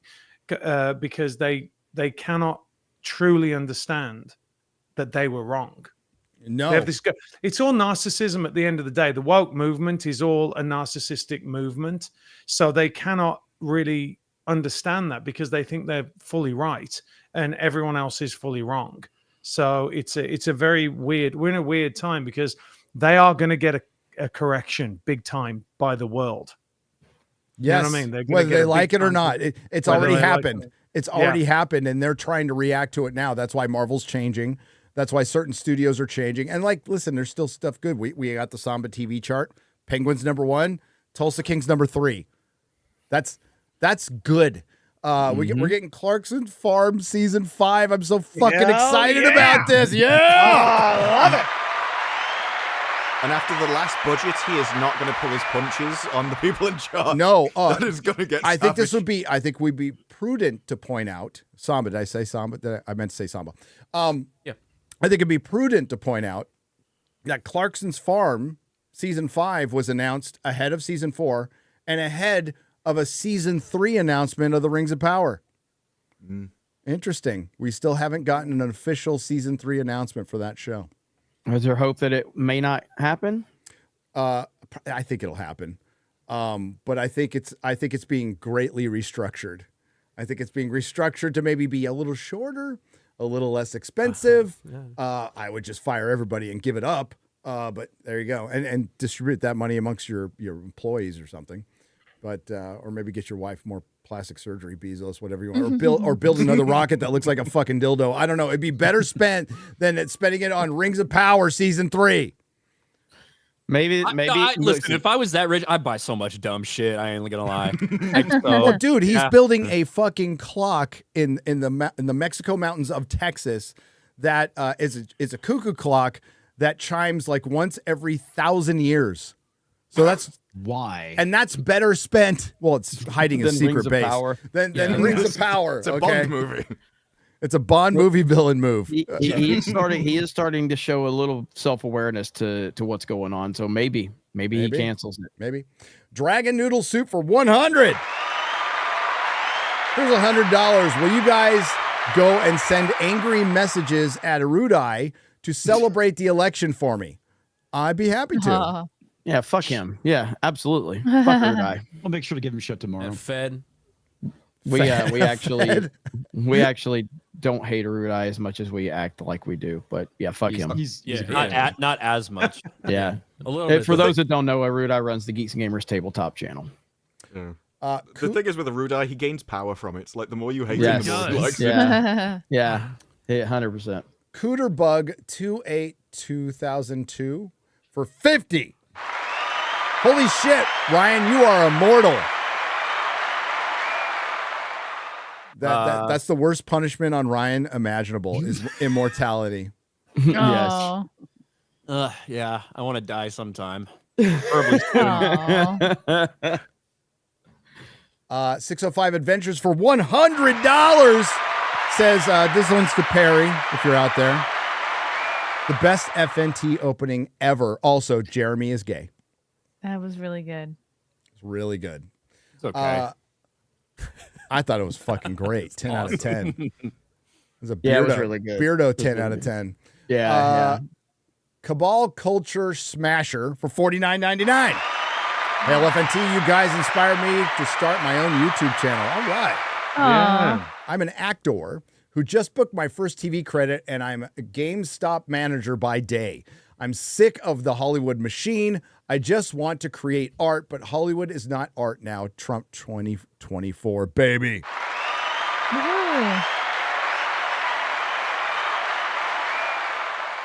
You can hear the collective sigh after Election Day. So many people were just like so hyper focused on that I think it was even Laura Trump was talking about it on Patrick Bet David. Like she had not planned anything for the 6th. Like she was so hyper focused on that was like mostly our country. And the next day I was like, holy shit, things are going to change because it was starting to look like they wouldn't. Yeah. Then the next day when I finally woke up and I was still wondering, did we even dream that because of 2020? You know, I'm like, yeah, they're gonna take it away. Did we have a 3 a.m. vote dump or something like that? But yeah, here we are. And now they've got like I just saw that like Trump has robotic dogs at Mar-a-Lago right now. Around the perimeter. Yeah. Dope. Yeah. They can't eat these dogs. They can't eat these cats. They can have robotic dogs. They can't eat them. It's actually just like Elon takes them on trips. Like, that's actually what's going on. Joshua Beckel for Fitty. I'm skeptically optimistic for Trump's second term. I'm sure you're all ready to move past politics, but are you aware of the National Popular Vote Interstate Compact? Cross-reference member states with the election map. Outrage and tears indeed. Yeah, I'm aware of it. It's kind of stupid. Wes, you sound better now. Comics. Oh, thank you. Wes Savum. I'm not having a stroke. I'm trying to pronounce the last name. Okay. $49.99. Sounded like Biden for a second. Wow, he sounded fucking absolutely clear as day. He's so happy. Concession. You've been doping him up with his dementia lifted. Yeah, it's weird. Man, he knew his vote mattered. His vote for Trump mattered. He's like, heck yeah. We did it, Joe. We did it. Captain African American budget is Humana push past ROS. Going to have to hit $2 billion to make a profit. Oh, okay. So it's reported budget at this point. It was a little under 400. Little under 400. Yeah. There's no way it can make money. No way. Yeah. The combined box office total for Thunderbolts and Captain African American is not even going to equal Deadpool and Wolverine's domestic. They're not going to do well. 5 rounds of reshoots can't make it good. At least we have the Penguin to watch. But if they do Joker spinoff, I'll be pissed. Hail 99. It says Hail 99. Hail 99. 99. Is his name Barry Corgi? His Joker looks like shit. Something? I don't remember what it is. His Joker looks like Corgan, shit. I think. Corgi, whatever. Like that. His Joker looks like shit. Horrible. It looks like total fucking shit. I hate it. That was like not even in the movie, right? That was a deleted scene that got shared after the movie was out. I think There's that's two correct. scenes. There's one scene with Batman and Joker, but there's another scene in the movie. It was in the movie, and it was like you But didn't it's even really way- see him. It was just like a shadow or something. Yeah. You could see his mouth. You can see it. Yeah. Yeah, you can definitely see it because I just watched it on a plane. So Yeah, but then there was an extended scene out there. I think that they tweeted out after they didn't put it in the movie. Yeah. And it's like, fuck, I don't want that. No. It was like made it worse that they put that tweet out there. Well, the no more Joker. Can The we just Batman stop? was fucking long, dude. It was like 3 hours. That's way too long of a movie. Way too long of a movie. Cut that down to like 2.5 hours. You guys just been watching too much TikTok, all right? You got it's got drawn out scenes that are just like they could be tightened up so much and make the movie flow so much better. But I've only seen it twice. Those scenes aren't the reason it's too long. The problem with it is that it has like 3 endings. Yes, it's not about it's not about the time that it takes in the middle in the first and second act. It's about the end and how many times you seem to have these peaks and then oh shit again. Oh Here shit we again. go. That's the problem with the movie. Yep. I've never I've watched like TikTok if it's shared on Twitter, but I've never downloaded the app on my phone. I won't, even though like they push me to, like my phone always like, hey, download TikTok. It's like, fuck you. No, never watch TikTok on the app. Yeah. I didn't make it. You have one. We had one, but I didn't make it. I have a wife who made it. The Lonely Game Dev for 50. Finally giving back to nerds who kept me entertained while coding my game Chiral. Hopefully I got that right. It's like a mix of Portal and Soma on Steam. Thanks for the laughs. Fuck activist devs. Fuck AAA games. All hail FNT and the Fellowship. Make entertainment great again. Yes. And Smickball has gifted 10 Nerdrotic memberships for $50. Thank you very much. How's everybody doing? Everybody okay? Jeremy needs to leave. Jeremy needs to go? Yeah. Gotta get ready. So, well, go ahead and say it. Do it. Do it. You're Somebody said you are man. gay. Yeah. You are gay. Matthew, awesome being on with you. And I would like to say the rest of the panel, but honestly, I don't mean it. I just want to say Twilight is a really, really good movie. And I really hope we talk more about it. I was on my way too. You are gay. Shad, there's this dude. I was trying to get Gary to kick me. You finally did. All right. Love you all. Hail Friday Night Tights. Talk to all of you later. Bye, everyone. Bye. Yeah. Bye. Shad, there's this guy on Instagram who like dresses up as all the characters, reenacts all the scenes from Twilight in the most cringe way possible. I liked one of the posts because it was just really funny. And now it won't stop appearing in my fucking That's what you get. Yeah. I need to check this That's guy what out. you get. I'll see if I can send it to you. The masterpiece for 10 euros. Hail Matthew, hail America, hail Trump. Congrats on the victory, guys. Jeremy is a Field Actors Guild Game of Thrones. Hail. Guess you guys I get it. You can guess the acronym. Well, you can get the acronym on that one. Mohammed for 279 says, "Hey Gary, are you excited for Blandor season 2?" No, I'm not. I am excited for Arcane season 2, which starts tomorrow. Oh, fantastic! And George Knapp it's out today. Has a UFO series on Netflix, which I'm going to watch tonight. Can't wait. A bit of Forbidden Frontier material. Yeah. Oh yeah, definitely watch it. I forgot what it's called, but it's George Knapp. He's like the OG of UFO investigations. King Alfred's U.S. Descendant for $10 says, after the election, Hamill and Ruffalo were singing, "You better call me a doctor, feeling no pain, overloaded down the drain. Somebody get me a doctor. Feels good to sing a cool song, doesn't it?" It does. I don't sing, though. Yet. That's your hint. I think you've got a boy band in your future, Gary. I think like you, Ryan, and the boys should just put together like a Friday Night Tights boy band. Oh hell yeah! Break out that I've auto already tune. got one. It's a one man boy band. He's already gone solo on it. If people want to see a sneak peek to that, they should check out the UK FNT episode because we looked like a boy band in that one. We did. And Ryan's karaoke from Vegas, legendary stuff. Oh yeah. Green Blossom for £2 proper money. MAGA 2024. I love from Scotland. We're so back. Well, we are. You're not, but hey, we got your back, Scotland. Okay. You're not. You're kind of fucked over there, but hey, thanks. You have Drinker. Although we're gonna have Drinker next week. He's coming over here. Ooh. Hell yeah.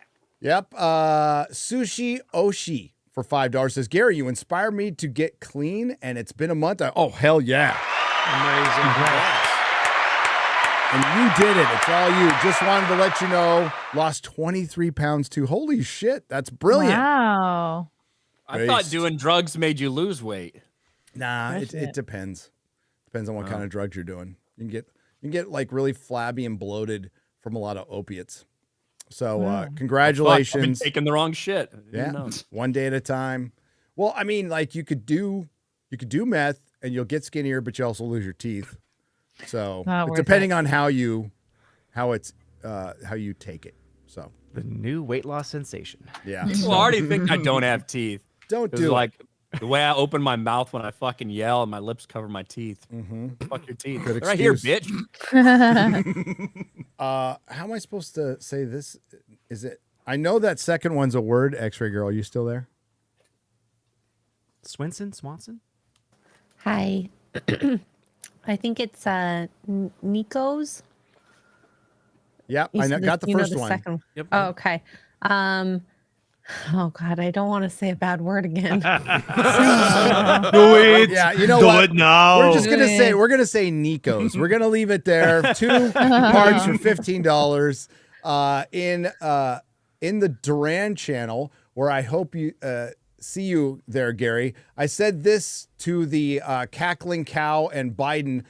The zombie channeling my inner daredevil from season 3. You cannot lecture us anymore. You will spend the next 4 years of your miserable life knowing that you'll never rule, that the nation rejected you, the world rejected you. I beat you. We beat you. Hell yeah.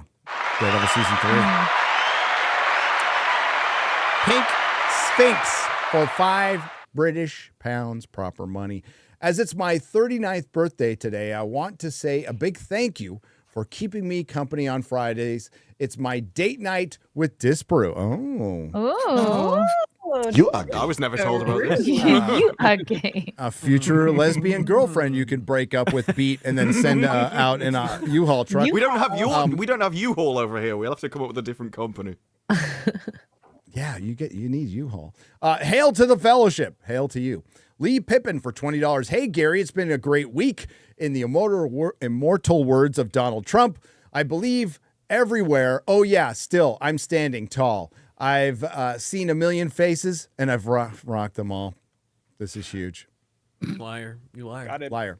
Alien fans, look up trailer for Enormity board game. This is Axiom Seraph for $2. I know Alien will be available for digital. I know my Alien Romulus review is the most downvoted video on this channel. And I stand by what I say. Not changing my mind. Thought it kind of sucked at the end. It did. Got wacky. Yep.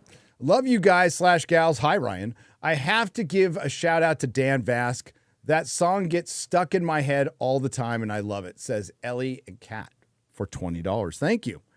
Arg another name for $19.99. So now they've announced yet another new Star Wars trilogy. Do we count it as 1 cancellation or 3 when it inevitably doesn't happen? Oh, that's a good question. Three. Even Beardo for $2. Can't read. Oh, hi, Jeremy. He's gone now. 21 Palika has gifted 1 Nerdrotic membership for $5. Thank you very much. Grandmaster Chris for $9.99. 2016, We Found a New Hope. 2020, The Empire Strikes Back. 2024, The Jedi Have Returned. We now have to hold on to what we got, for it is certain if it's uncertain if we'll make it or not. We're living on a prayer. That's snuck in there. These Bon Jovi things evolved. They're getting clever with them. Well, yeah, it's like they're pulling the Tim Pool thing with Speechless by Michael Knowles. Jeremy's analogy has turned into a meme. I saw Phil Labonte even posted up there without any credit to Jeremy. Jeremy's Trump body pillow for $5. I'm still tired. I'm still tired after Jeremy's Erection Day coverage live stream. Happy tissues. That's the answer from the question that we had during the stream. Is Jeremy going to have sad tissues or happy tissues? Filthy horrors, not filthy whores. Although it could be filthy whores. Filthy horrors for $9.99. Hey, Gary, maybe my books will stop being rejected for not being acceptable by the modern audience. Probably as likely as liberals understanding the definition of fascism. Thanks for fighting the message. You're welcome. Thank you. Pizza 294 for $10. I will start voting straight line Democrat because feminist women won't have sex with me. 4B has won.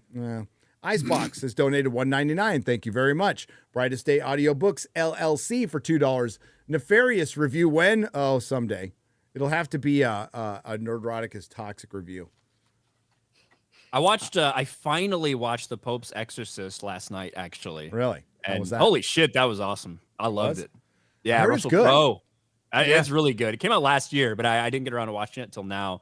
And damn, it's good. God, who was the actor who died in Gladiator? Oliver Reed. Oliver Reed. Russell Crowe's starting to look like him. I was noticing that today. It's been 20 years. I like Russell Crowe, though. People get old. People do get old. Yes, we do. Yes, we do. One of my favorite movies with Russell Crowe, L.A. Confidential. Fucking love L.A. Confidential. It's a great movie. It's a great film. Quick and the Dead. I like American Gangster with him and Denzel. Yeah, that's good, too. I love Gladiator. That's a great movie. That's a great movie, too. Jake Stanley, Blue Blaze for $2. Jeremy, where can I that BWI shirt? You mean buy? I don't know if you still can. Wasn't that a limited time, Ryan? I think it was. It was up on 221B Tactical. I think it was a limited time run though. So yeah, 221B. Shit out of luck, probably. The Present Fathers podcast for $20. Fun fact: Donald Trump is the first president since FDR to win 3 elections in a row. We are so back. Hail the fellowship. God bless America. True.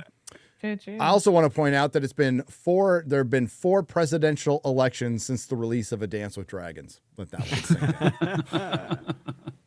Eric K for $5. Garrett, wrong. Some people will eat the shit. Beardo loves the poop cookies. Wow, catching strays, Beardo. Wow, all right. P Fry 66 for $20. Hollywood contributed massively to the victory Tuesday. That you perverted our franchises to push more message, condescended to us on social media, and called people like me, who is gay, bigots. Cope and seethe. The chuds owned you. This is true. You are gay. Yes. Grand Potatoes Z tier for $4.99. Be careful, Disparu. The thought police might come after you, and remember that Big Brother is watching. They always are. Yeah. It's always be aware of the rules. Same as on any platform. Be aware of the terms of service. Daniel Green for $20. Do you think we will be gifted with blaming Captain Falcon's inevitable failure on the Orange Man in the White House? P.S. My dog Strider has been remarkably doing well fighting his cancer. Things have been looking up all around. Cheers. That is great to hear. Hang on there, Strider. We don't deserve dogs. We love the dogs. We love the dogs. Love the dogs. And the squirrels. Love the dogs. Love the Love cats. the cats. Hopefully Project 2025 gets libs, women out of gaming. I hope so. I love all the people like the next day were like, haha, 2020 Project 2025 was fucking true. And everybody's like, see? Oh, God. Don't be hasty for $10. Movies will keep getting worse. Todd Phillips was unable to learn the right lesson from the success of his own movie. I doubt Hollywood will learn the right lesson from their failure to stop Trump. Most of them won't. Todd Phillips recently blamed all the ads before film on that were better than his film, to be honest with you. Hi, guys. Alyssa Mercanti here. Just wanted to update my employment pronouns was where. Might be fighting some prostitutes physically just to get by. There you go. Bio was for £5 British. Place Placebo. Oh, placebo shotgun. Placebo shotgun. Thank you. 8. Forgot the 8. For $5. Which one of you glorious gentlemen pulled the macros theme in English in the intro? That would be Perry Chan. That would be Perry Chan. JJK58174, which is probably supposed to spell something. I don't know, though, because I'm retarded. For $20. Hail Fellowship. Gary, as a member of both FNT and the Real BBC, you should play Veilguard. We need Real Gamer to show us the quality. Oh, you mean the Dragon Age? Dragon Age. Yeah. That Az has been suffering through? I don't know, man. That character design. Wow. Alan Canning has donated 10 British pounds, proper money. Thank you very much. Dragon Noodle Soup for 5. Hate 1. Woo! There you go. Arg, another name for 1999. That may have been the best FNT intro from Perry yet. I believe so. Obsidian Mug for $2. Rambo 2008 was the best Rambo. It was pretty good. Correct. Pretty good. It's up there. I'm not going to dispute it. I'm just saying, like... Yeah. I mean, they said it. Alan Hines for $9.99. Just so you know, we love you guys so much. Thank you, Alan. We love you too. And we don't love Kamala Harris more. Christopher Day for $5 for the amazing intro epic. Thank you. Yakamaru for 200 Norwegian krona. Most hilarious opening of FNT yet. Greetings from Norway. Cheers. Thank you. So uncivilized for $5. Now there aren't just calls for abolishing the Electoral College, but the popular vote. Shows how much these losers care about democracy. Yeah. Well, yeah. I mean, a lot of the cope coming from mostly dumb talk shows like The View is, oh, you're all stupid. That's really going to work well. That's a great strategy that's been working so well for the entertainment industry. Please continue it because job security. Yes. Josh Kelsey for $19.99. That's all he does. He drops $19.99 and he leaves. That's what Josh does. Snacks for $5. I've heard the blue states are getting a bunch of flood warnings from all the salty tears. Hail the fellowship. God bless America. Happy Veterans Day, which is coming up in a couple of days. Monday. Yes. Jason Moore for $5. Progressive tears are the sweetest. Yes, they are. Joseph Fabre for $10. Though our mind is not for rent, don't put us down as arrogant. Our reserve a quiet defense, writing out the day's events. The river, what you say about our company is what you say about society. Hail Rush. Listen to any Rush, X-Ray Girl? I did at your You did. house for the first time. You did. Well, not really the first time. I've heard it in movies, but the first time I chose to listen to it. Bad Just Canadian. Bad Canadian. Yeah. Wow. Snake Oil Sean for $10. Hail FNT crew. God bless America. Hail. Jennifer Adams for $2. Donald the Glass Ceiling Trump. Hail and MAGA. We're turning that glass ceiling into a brick wall, ladies. Yeah. Yeah. Captain Mudden O. I scared off Chrissy. Ooh. Poor baby's freaking out. Oh, fucking needy baby. Feed me. How am I? What am I saying here? I also cry when my face isn't buried in tits, so I sympathize with the Oh child. my god. I don't know what I'm saying. It's an Irish name. I'm gonna try it, but it's probably not gonna be proper. Captain Mudden O'Furgal. Okay. When you said Irish name, I thought it was going to be like traditional, like Gaelic. Like yeah, Aoife? Gaelic. Kick it off flattery. I mean, it could be. I don't know. For 10 euros says the same day Trump got elected, the German government collapsed. He's not even in, but we can't stop winning already. Thanks, Uncle Donnie. What happened to the German government? It collapsed. Didn't you? The super chat. I did, but like, what caused it to collapse? Thank you, I Ryan. have no idea. Donald Trump. There you go. According to the super chat. The Singing Tigs for $5. Sad our Cam didn't get in. I have no more joy. JK, back on your knees. One thing you might be good at, come swallow. Harris be gone. Bye, Felicia. Hail FNT. Hail. Alan Canning for 10 British pounds, proper money. As a Scot, I am immediately proud that a son of Scotland, Donald J. Trump, has won such a great victory. If we didn't have a commie political establishment, he would be awarded the Freedom of Scotland. What did you just show there? I missed it. Is the German. Just confirming the German government. Apparently their government is an alliance of socialists and Greens. They wanted to take on more debt. Someone else opposed it, and so they sacked the economics minister, which destroyed the government. Yeah. Like, all right. All right. I mean, that's good, right? So, sorry, Germans. Jason Yankovic for $5. These women thinking that shaving their heads will make them less attractive so men won't sleep with them. I guess they never heard of paper bags. Cornish man in America for $10. I was excited when I saw the pre-stream thumbnail and what? Russell Crowe is on? No way. 3 seconds in. Who the fuck is that? Hey, listen, at least it's not fucking Ricky Gervais, which I keep getting right now. No. Motherfuckers. That's exactly what So, yeah, somebody messaged me. He's like, this Matthew Marsden guy looks like a mix of Ricky Gervais and Russell Crowe. Ricky Gervais and Russell Crowe had a baby. Damn it. Beautiful babies. Fantasy Fanatic for 15 shekels. America is so freaking back. Congrats from Israel. Hail. Thank you. WG for 20. Weird. Haven't heard from Robert De Niro lately. Do we need a form of search party? No, we really don't. Ever. He's kind of old. He might just have died. Grandpa went on a walk out in the woods, and we never saw him again. They all headed to Canada to get some maid service. Yeah. So, Solid Prime for $5. As a Latino, proud to have voted for the God Emperor MAGA. Hell. Oh, man, the view's mad at you. Ultima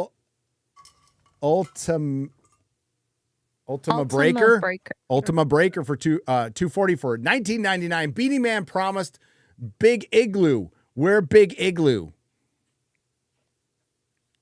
Beanie Man? Tim Pool? Tim Pool.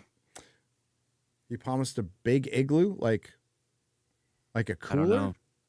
Like an actual igloo? I have no idea what that means. VJ the Vigilant for $1.99. Hail FNT, hail Trump. Enjoy all those salty tears. We are. Anthony Landolfi, thank you for the $2 Australian donation. Jason C for $19.99. Shout out to Vice President Pimp Kamala Harris. She had Cardi B, Beyonce, and Glorilla. Not to mention, she had Megan Thee Stallion twerking at one of the events, asking people to donate $5, and the men get a little show. Didn't work out, didn't it? Nope. Walruski for $10. Question for the panel: who of the celebrities that have vowed to leave the U.S. after the election will actually follow through? None. None of them. That's how it always is. Yep. Oliver Lavery Farage for $4.99. The truth is that Kamala wasn't down with democracy. She was taken down by democracy. There you go. Arza Chats for $10. Hail Fellowship, longtime lurker, first time chat. Because your amazing work, you have inspired me to make my own channel. Good. I love hearing that. That's fucking awesome. It's the gayer version of Yellow Flash Hypno 2 months in. I hope to meet y'all soon. That's pretty gay, but good. This actor is correct. They are the Borg, and Nancy Pelosi is the Borg Queen. God. Greg I was going to Gutfeld. mention that. That was a good analogy, equating them to the Borg. Yes. Chris White. Greg Gutfeld's got a video of him discussing everybody's reaction to Donald Trump. It is fucking insane. The shit he said on Fox was unbelievable. He goes right. I used to watch him on Red Eye. Yep. So that's where I first saw Greg Gutfeld, and I could not believe at the time that show was on Fox News. It was so wild. Oh, he went all into rigged elections and all that shit. Yeah, in it was, but his roast of Nancy Pelosi was her eyebrows went to Canada because her eyebrows were so fun. So he'd show a picture and then roast them. It was so fucking good. Benjamin Flensborg for 100 Danish krona. We need to see what the English at Fort William the British crushed the French We need to see what the English did at Fort William to crush the French. Did they do that? Come on, Brits. What's your Not sure what history? he's referring to. What's Fort If William? you would have said a complete sentence, maybe they would have understood. I read it verbatim, bro. Okay. There might have been some. That was a big word. Language, Barriers. Yeah, maybe. I mean, England's got a long history. There's no way everyone knows all of it unless you actually study it. And they don't tend to teach us the bits where we lost. Which was few and far between, to be fair. Oh, Wouldn't never be that happened. long. You guys just have like a big gap. You just have a big gap in the late 1700s there, huh? Unironically, we do. Yeah, we start at the Victorian age. It's true. It's actually true. It is true. That's good. Slain Hope for $5. The left already sent out its marching orders. Adolf must be stopped. The people who thought the left would never let Trump win only have one recourse. Yeah, that's what Jeremy was talking about earlier. Stephen De Leon for $2. Shout out to West Texas. Hail, West Texas. Yeah, baby. Yeah. Grim Jim, 1999. Stan Lee was a Democrat, but wrote stories that explored both sides of an argument, allowing readers to decide for themselves. He didn't tell people what to think and trusted readers to decide for themselves. That's what a lot of people did. I'm pretty sure almost everyone who worked on Star Trek from the 60s was a Democrat, but they really approached it with, let's look at both sides and like just examine this idea. So for the most part. There's actual video quotes from Stan Lee where he talks about this, and he says he focuses on universal morals, things that every side can agree with, which is, of course, like that's the obvious way to do it. Classic heroism should be a thing that you would assume most people would agree with. Now, the insane woke left actually have a problem with classic heroism because it is an inherently masculine concept. And so they've been trying to deny it, and they've been failing. Well, and that's why they've lost so many of their own, Yep. And sadly, universal morals is no longer universal. Yeah, at this that's point. gone crazy.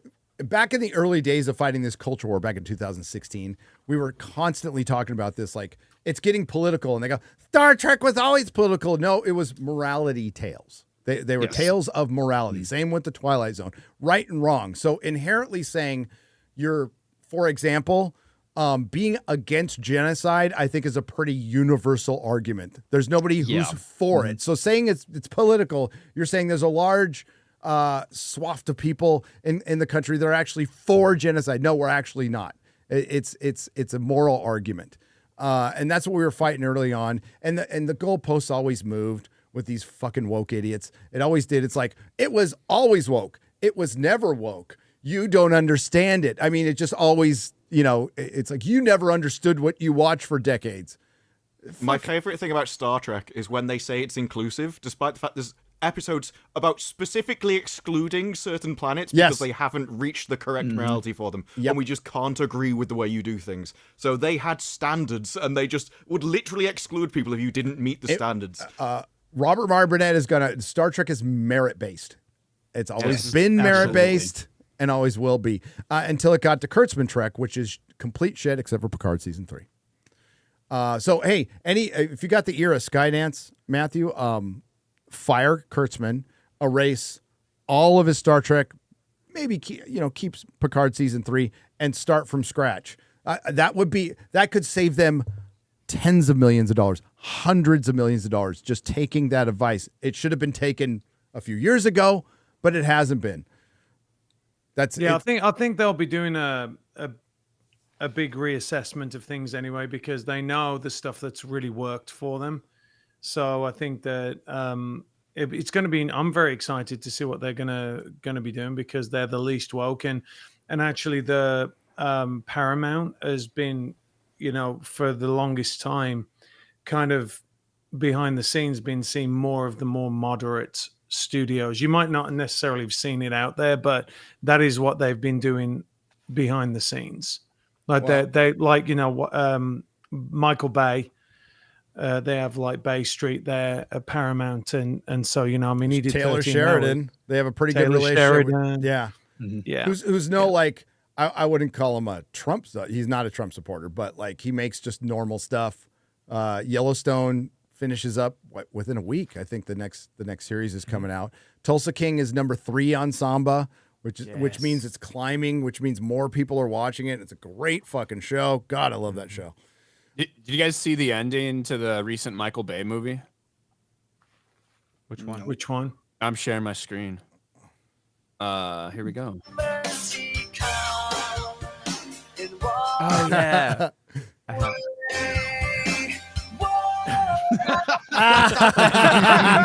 love it so much.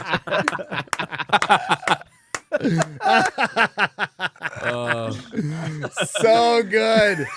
Joe's Revenge. Dude, his wife voting in all red. Come on, give me a fucking break. Yeah. They know the significance of the colors. No, like Nancy Pelosi went on a fucking podcast and straight up said, yeah, we kicked him out. We did. And said, I've never liked the Bidens. She fucking said it publicly. It's like, yeah, how the fuck do you think he feels? They all fucking... And like legitimately, I think that everyone's like, oh, the Democratic Party has some soul searching to do. It's like, yeah, and they have for a while because like, especially this one, they literally installed someone. Yes. Right. This is not somebody people voted for. And when you look at like kind of the depressed turnout in some of these major cities and stuff like that, Milwaukee, there's a reason for that. Nobody voted for this person. They were told to vote for this person. Did you know what I mean? And so I think that's one of the reasons why you didn't have this big turnout in some of these cities like they were expecting. There wasn't any energy. There wasn't anything. There wasn't anyone who legitimately voted for her to be the nominee. Nope. In the same way that happened, not exactly the same, but same thing happened to Hillary in 2016. Yep. Yeah. Right? There wasn't as much energy behind that because it wasn't the people's choice. The one thing I thought was pretty funny, you have people out there saying, we could have won if we only went further left. It's like, yeah, keep up. Dude, with you that. had, well, I mean, they're you're hearing a lot of, I wanted to get in this more and we didn't, damn it. We'll do it in Rumble. They're bringing up podcasts a lot and how much power they have. Like CNN acknowledging that Joe Rogan gets more viewers than we do. Like saying, I wonder they why. said it out loud and, but they're leading towards, we need to regulate it. We need to regulate it. We'll talk about that in Rumble. They're pushing that in Australia, and there is some really, I saw really bad crap. They need to control that narrative. Retro Meister for $19.99. Hail FNT and crew. It's great that 47 won with the help of so many, but there is a quote Gandalf once said, the battle for Helm's Deep is over. The battle for Middle Earth is about to begin. Stay vigilant, friends. Yes, it is nowhere near over. Over. This is one of the very few wins.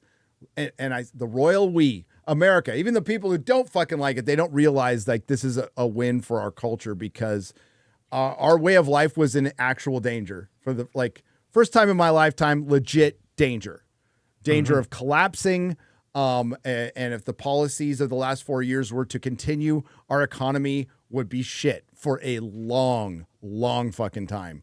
Our money is already worthless because they printed so much of it during fucking COVID. You know, inflation the can has been kicked down the road, and I'm surprised it hasn't completely collapsed. And we'll see. And Trump's got a lot of fucking work to do. He's got a lot of work to do, but I think he's got good enough ideas. And he's right. Tariff the shit out of things. And there used to be such a bugaboo. You can't say tariff. Fucking tariff everything. I don't give a shit. I don't give a shit about I don't give a shit about the Chinese economy. I could give a shit. I care about the American economy. And I care about American jobs and Americans working. Now, some Americans did it to themselves, okay? During COVID, I remember after everything was shut down, there were help wanted signs everywhere, particularly in California where I was. There were help and people weren't applying for jobs. People weren't getting off their ass and working. So, now that things are back to kind of normal and people are back to work now for the most part, but we have a boom town here in Texas and it's booming in Florida and it's booming in Tennessee. California still has empty strip malls. Absolutely. What a novel concept. We have malls with stores in them here that people actually shop at. Yeah. They're not afraid to go to and get, they might not get stabbed there. Yeah. Or shot or robbed. Dude, there's Christmas music playing. It's fucking great. Right. You know what's interesting, by the way, Gary, if we just cast our minds back a little bit, to 2016, even though there was all the chaos that came with it, right? There was the mostly peaceful protests and all that, just utter chaos. I still maintain that Joe Biden was a throwaway candidate. Yeah. Because if you think about it, like everyone thought that he was just an idiot. His brain had already gone. And by the way, I'd love to know what drugs they gave him over those 4 years, because that was just unbelievable, that the way that they pumped him full of shit. We'll see. We'll see how his health is deteriorates. Afterwards. Yeah, but Kamala Harris was literally the most unlikable person on that stage. So to me, what they did was they put those two together. They're like, they're not going to win. They're going to lose because she's a nightmare. So let's get them off the stage. And then something happened in 2020. And I'll still maintain that there's no way they won it, right? They didn't win it. They cheated. I've always said that if you go back 20 years and talk to any human being alive, Republican or Democrat, and said in 20 years Joe Biden will be president, you will be laughed at. You will be hysterically laughed at, and get more votes than Barack Obama. No way. No fucking way. No way. So what you had is that they actually got themselves in a pickle, right? Because they cheated. Then they've got this disaster of a vice president, right? These two people who were just completely incompetent. But you got a vice president who's so bad, they had to push her forward, right? I mean, if you look at the way it broke down, like he was such a disaster on that debate, they had no alternative, and they couldn't really take the woman of color and discard her. Dude, else they would have been. I never thought I'd see a president yanked. I mean, he got pulled off stage. I never thought I'd see that in my lifetime. It's like the big hook came on. The hook came off and just fucking ripped him off stage. Well, it goes back to your point about him being disposable.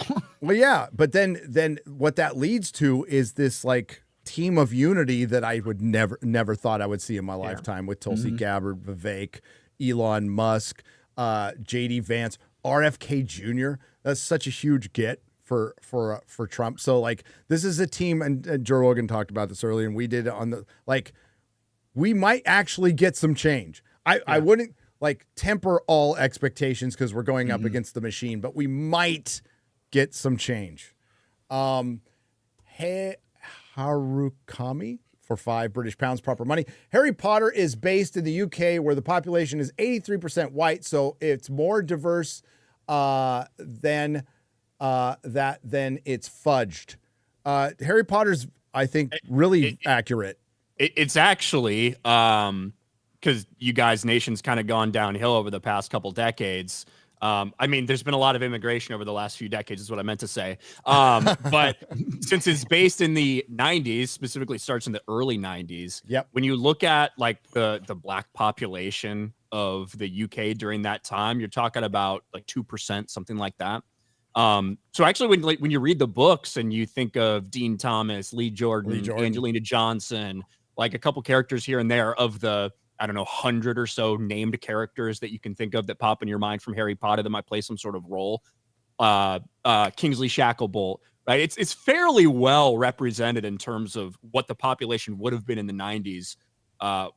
When you look at that shit, a random Asian person finds their way there. Twins. Cho Chang. Yeah. Yeah, the Patels. Exactly. Yeah. So like it's very accurate. Yeah, they're going to naturally be able to expand the roles in a TV show, and it would be completely covered. Yeah. Dean Thomas should have had a bigger role in the a huge role, right? yes. Especially he's with the Weasley twins all the time. Dean Thomas. I'm sorry, Lee Jordan. Lee Jordan, right? But like Dean, especially when you get to the later few books, especially Deathly Hallows, he plays a major role that they weren't able to fit in the movies. You can do it like that. Well, you should. Angelina is like the Gryffindor in Goblet of Fire. Man. Well, in Goblet of Fire, everyone thinks Angelina is the one of them that has a shot to actually, win from Gryffindor, even though she's up against Cedric Diggory and stuff. So yeah, that's what they should do. JK should hire non-woke actors. Yes. Well, she's gonna hire 11-year-olds. So I mean, there are getting younger. My headcanon is she went ahead with this TV show after the fucking act of Daniel Radcliffe and what's her face? Why am I blanking on her name now? Emma Watson. To erase them from history, and they'll be replaced at Universal. And that would be funny as hell. Good. That would be funny as hell. Because if you've watched the only one that's still strong, if you've watched J.K. Rowling over the past couple days in the aftermath of the election, right? Yep. She's not a Trump fan. She doesn't like Trump at all, right? But she's not sitting there and slamming Trump or slamming Trump voters, even with all the stuff about women. She's saying, hey, like, this is what happens. The left has gone so radical on some of these gender issues that you've lost a lot of normal people along the way, and they need to rethink what they're doing. Like that's kind of been her actual response. introspective. Yeah. Right. Yeah, she's right. You know, and she's gonna make a ton of fucking money. There's gonna be so much more merchandise out there. There's an expansion of the park. There's gonna be this TV show, and if it's done right, and it's a big if, it will be the biggest thing in the world. It will be it's fucking big. I'm excited for it, but also like super worried. Yeah. Once the cast is announced, that'll tell us everything we need to know. Yep. You know that there was that article that was floating out there a while ago that people made a big deal about. One of the like 6 or 7 writers that's been hired was like, I don't really want to do a straight adaptation of it or whatever. But the kind of the thing that got left off that headline was after a paragraph of saying how it's not super interesting for him to do a straight 1-to-1 adaptation of something.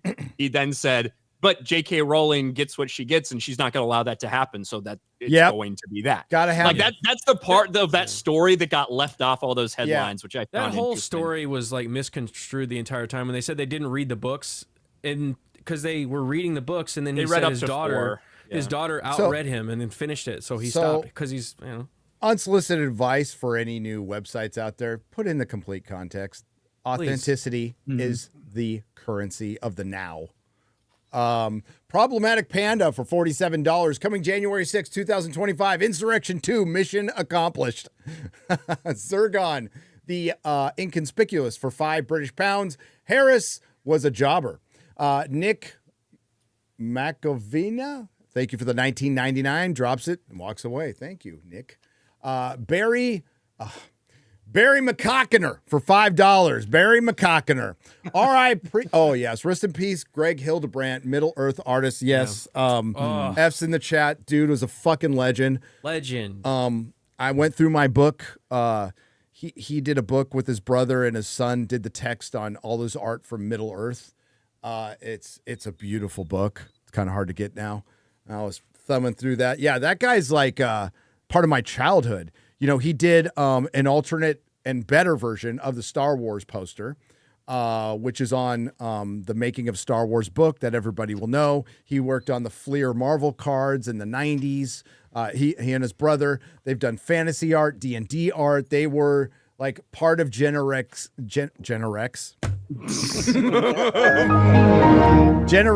X nerds' lives. So rest in peace.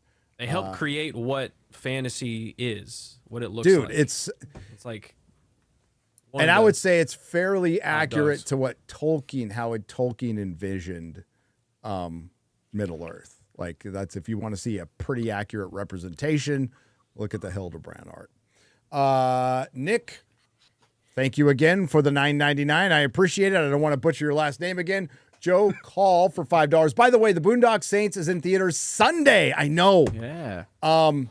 I have never seen it on the big screen, so looking forward to it. It's a masterpiece. We're trying to get Troy Duffy on. Like, I'm traveling. I think we're going to try to get him on next week. I have to email him, but he wants to come on one of our shows here. So I was thinking the nooner. Director, writer of Boondock Saints. Apparently he's pretty based too. Can't wait to talk to him. So hopefully next week we can work out something. We'll see. By the way, Gary, him getting into it with Harvey Weinstein looks a little bit different now, doesn't it? Doesn't it? Doesn't it? Wow, time can make fools of us all and make people look a lot better. Yep. But yeah, Boondock Saints, one of the best movies ever fucking made. I even like Boondock Saints 2. I think it's fun. Not as good as the first, but I think it's fun. And it'll be in theaters Sunday. Go watch it. How do I say this name? X-Ray Girl. Lemuel Zagalia. That's good. For 500, is that yen or is it I think Indian pesos? It's a P with 2 lines through. We're just going to say Martian pesos. I'm not American, but I hope the results of the election is the incredible shift that we need to let to let good creatives repair broken franchises and make something better for us. But did you know that when it snows, is there more? My eyes become large and the light that you shine can't be seen, baby. I compare you to a kiss from a rose. You guys singing the rest. Baby. That's better than Bon Jovi. That's a good song. That's a damn good song. It's a damn It's a good great song. song. Nick I Brony. used to listen to that song all the time on Batman the Forever. Batman Forever soundtrack. Batman Forever. Underrated soundtrack. Underrated Damn good soundtrack. It's actually got a good U2 song on it. Yeah. And the Batman and Robin, even though that movie's not very good. It's got a good soundtrack Smashing is Pumpkins fucking song good. on it. Yeah. Smashing Pumpkins song, which they used for the Watchmen trailer. Yep. So good. As a person of forehead, I finally feel represented and seen from miles away. Thank you, Ryan, for all that you do, says Nick Brony for $4.99. I'm glad people are finally seeing how useless actors' opinions are. Hello, Matt. No, just kidding. Pop mine. About time. Not all actors. Shit. Not all Also, actors. Beardo is fat. Beardo is not fat. He skips leg day, but I'm going to defend Beardo here. He's not fat. My daughters he's were calling not. him Santa Claus, so I don't know. That was That was really Might be right. funny. No, right at the end, your daughter comes up to me and goes, "He's not really Santa Claus." I'm just letting him think he is. Yeah, she was just being nice. Joshua Beckel for $10 in reference to my NPVIC comment. In the words of RDJ's Tony Stark, not a great plan. I'm skeptically optimistic for DT2. Anyway, I continue to enjoy all of your content. Keep up the great work. Hail to you. Miami Catfish for 5 Canadian pesos. Trump sure showed the woke biatch a thing or two. Maybe this marks the end of neoliberalism and neocons, or at least a change to Hollywood DEI policy. I hope it ends all of what I just mentioned. Neocons, neoliberalism, and DEI policies. And commies. I'll add commies there. Fuck them. Ryumple. Did I say that right? For $10. How about the Space Trilogy by C.S. Lewis? Are those rights available? Reread The Hideous Strength. It's about progressive academics worshiping a demon, possessed, severed head, aged like wine. It just sounds like our current reality to me. Yeah. I've never heard of that, and I would love to read that. Yeah, it's amazing. And the dirty little secret is C.S. Lewis is, because I was involved in potentially purchasing his whole catalog, and C.S. Lewis's his material goes public domain very soon, like in like 5 years. So it's not, it wasn't worth like laying out. I mean, it's going to cost like $150 million or something like that to get it. And it was just like, well, it's going to go eminent domain or whatever it's called. Just wait till then. Yeah, just wait till then, and then people will be making it, which is really interesting because they are making a Chronicles of Narnia. Yeah, movie with Greta Gerwig. Yeah, great Which fucking is like, choice. I don't understand that choice at all. Fuck. Common Rider KFP for $5. If Hollywood wasn't beyond arrogant and dumber than a lobotomized koala, they'd look at learn something from the production of Godzilla -1. Every fucking film budget from here till the rest of time should be compared to how many Godzilla -1s it costs to make. Okay, we did the math. It was 12 or 15. It was 15 Godzilla -1s for the Acolyte. Yeah, 240 million sounds about right. Yep. But if you gave a studio, if we today got $100 million, we could make $10 million movies and change the culture forever. Yeah. And they would be great. You know, and that's how much was the Acolyte? 200 million? 200. Around 240 million when it was all said and done. But that's just, and people go on, you know, the thing that frustrates me, guys, is when they go on and, but you've got the Daily Wire, and you've got like Angel Studios. no. I'm like, no, guys, no. You got to do something different. Angel Studios is a niche. They're nice people. They're a niche. Daily Wire is trying something, but it's what Matthew said. It's going to require a shit ton of money. Yeah, you're talking about a couple drops in an ocean, Yeah. right? With what those, and I think that what both of them are trying to do is awesome. And Angel Studios certainly has had a lot of success in the box office. Yeah, that's where you start. Daily Wire releasing, it was a surprise for Am I Racist to be released in theaters, and it ends up being the highest grossing documentary in like a decade or something. But yeah. But it needs to be you're more. going up against an industry that's been around for a century, 100 years. And they've only started fucking up because they broke their own fucking model and they pissed off the audience, or it'd still be around. And it solves it solves their problems, like because they needed content. And they have more chance to succeed because it's more likely to be profitable if you have a smaller budget that you actually need to profit off in the first place. And you throw out loads of essentially like lottery tickets that you just pick up the successful ones and then you have sequels. Well, here's so where rather than mining IPs, you can. Here's where they make fucked your up, own. Disparu. People still like the action movie, but they won't make it because there's too much toxic masculinity. But and they have to be masculine action movies. And they have to be. Bad Boys fucking 4 did well. Why? Because it was just a dumb, fun action movie, right? And it made money. John Wick makes money. Just make. At least we're getting Nobody too. That'll be interesting. But just bring back action movies. It'll be cheap. It'll be fun, and it'll be profitable. It's like, why is horror making such a big comeback? Because they're making them for nothing. They're making them for nothing, and they're getting high returns and profits. That's why they continue to do it. There have been a few articles that say they're looking more at the genre movie. That's all they want to make, which is essentially action and horror. So they may be learning. Yeah. Justine Bateman in an article states that it's because of potential international profits why Hollywood went so hard on genre. And that's why comedy is dead and satire is dead, because that doesn't play out. And she's not wrong about that, because satire here will not play well internationally. Now, exception, Beetlejuice, which is not a big international hit. Yeah, that didn't make a lot. That made like what, $350 million domestically and like $150 million internationally. Yep, but that's a big split. That's a huge hit here though. And it didn't cost as much, and now we're probably going to get a third one. And it made about $73 million in profit. So yeah. Randy G for £5 DJT is Donald J. Trump is still a target. Too quiet, and he cannot go to the New York sentencing or they will Epstein him. Well, he won't. They're dropping that shit. We must protect him, and against our enemies, fight. Midgar Ninja for $20. Just drops it and leaves. Cabal Culture Smasher for $9.99. Gina can start her own production company with that fat paycheck she'll be getting from Disney and churn out good stuff. Imagine if her stuff was more successful than Hollywood. LMAO. I believe the best. Gina doesn't need money. Gina doesn't need money. We'll see where it goes. I hope she gets a public apology.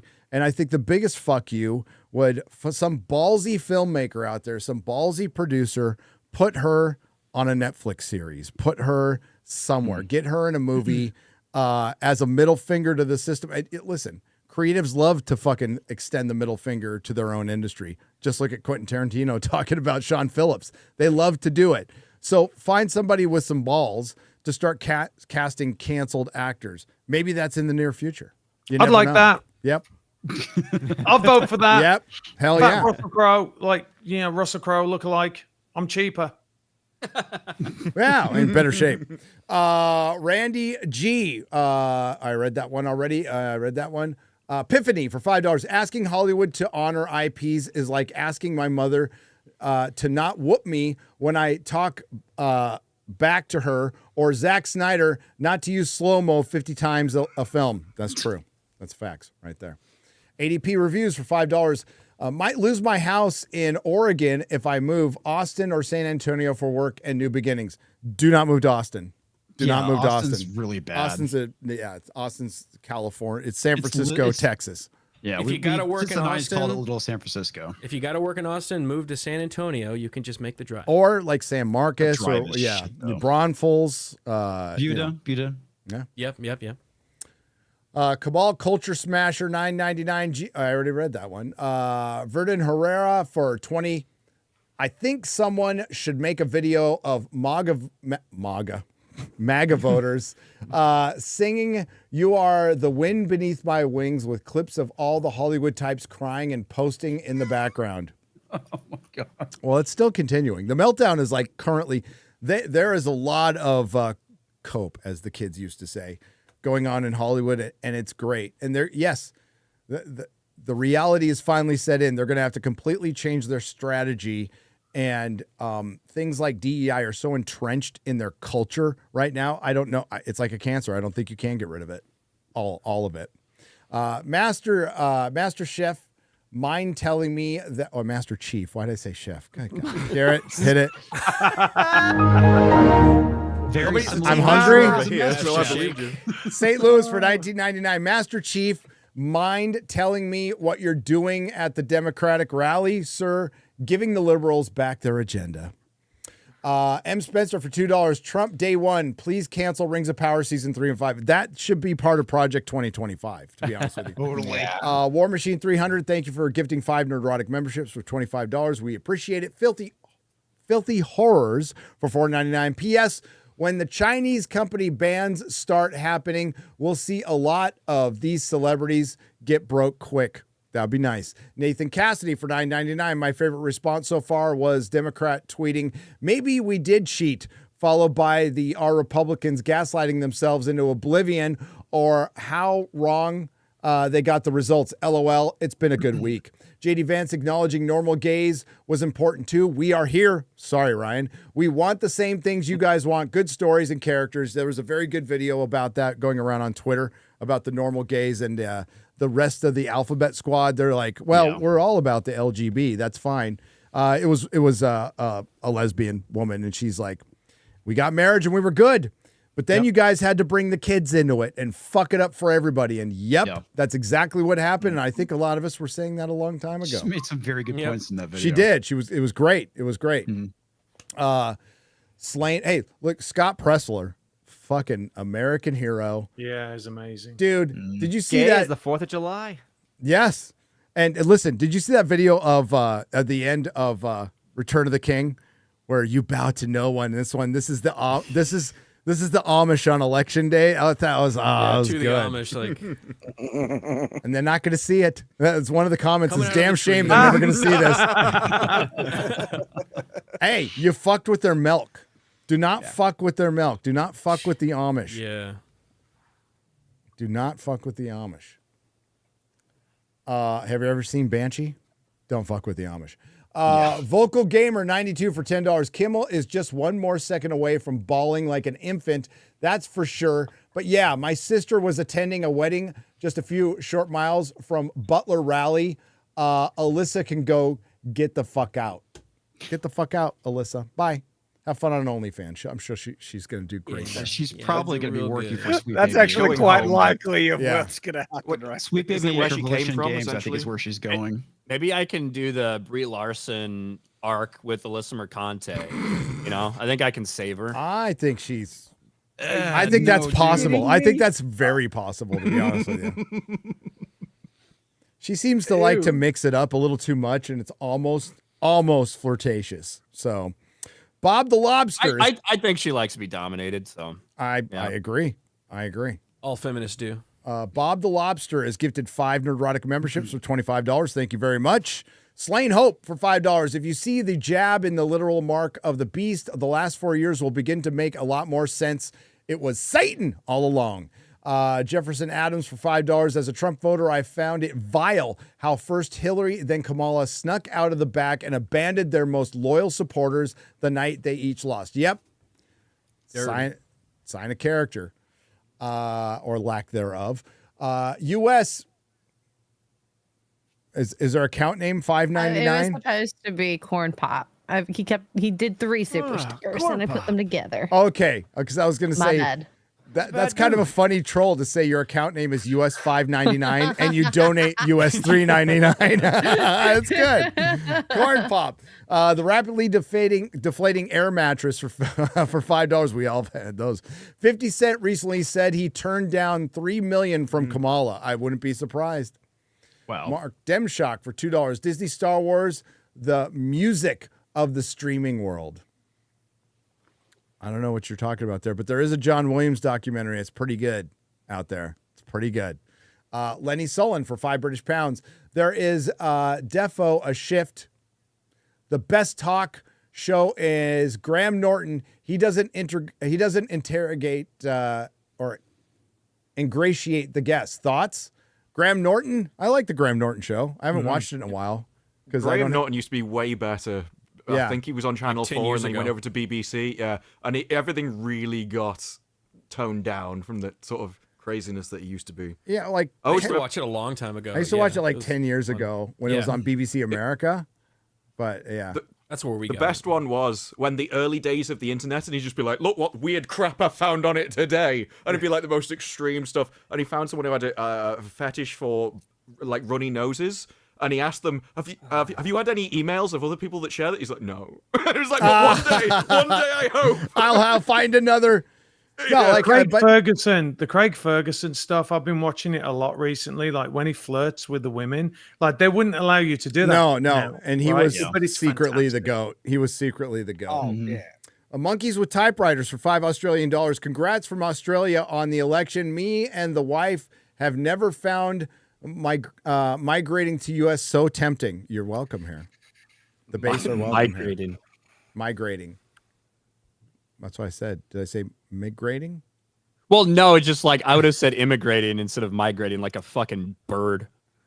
Well, I mean, they lost to a bunch of birds, so you can't blame them. War's still going on, Gary. They're using the language of their oppressors. They're using the. Keep pushing it. But look, we're still fighting those freaking birds, and we're going to. So what you're saying is we need to send some Haitian immigrants over to you, and they can take care of your bird problem. Oh, we already eat them. Oh, well, there you go. The mom for $9.99. We gamers saw woke first, and we put our feet down and said no. Studios are going under in droves. We have 7 years to see if they changed. Hollywood can change in 1.7 years, but won't. 12 years to get center. Or if you're talking about Gamergate, it started out as a consumer movement and fell apart because everyone within it, or almost everyone, the vast majority of them were a bunch of fucking phonies. There's some true blue ones that survived and they're still around, but the ones who didn't were all a bunch of fucking phonies. Southeastern Kaiju for $2 for your choice. For your choice burn. Well done. Thank you. I'll just take credit for it. I don't know if it was me. And Song for $5. When I first saw Waltz, I thought he was the long lost son of Dick Cheney, and they were going to get, oh, shoot, I shot my friend Electric Boogaloo. That hunting video certainly looked like that could have happened. Yep.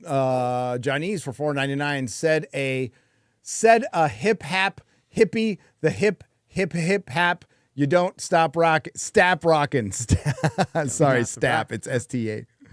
I'm too white.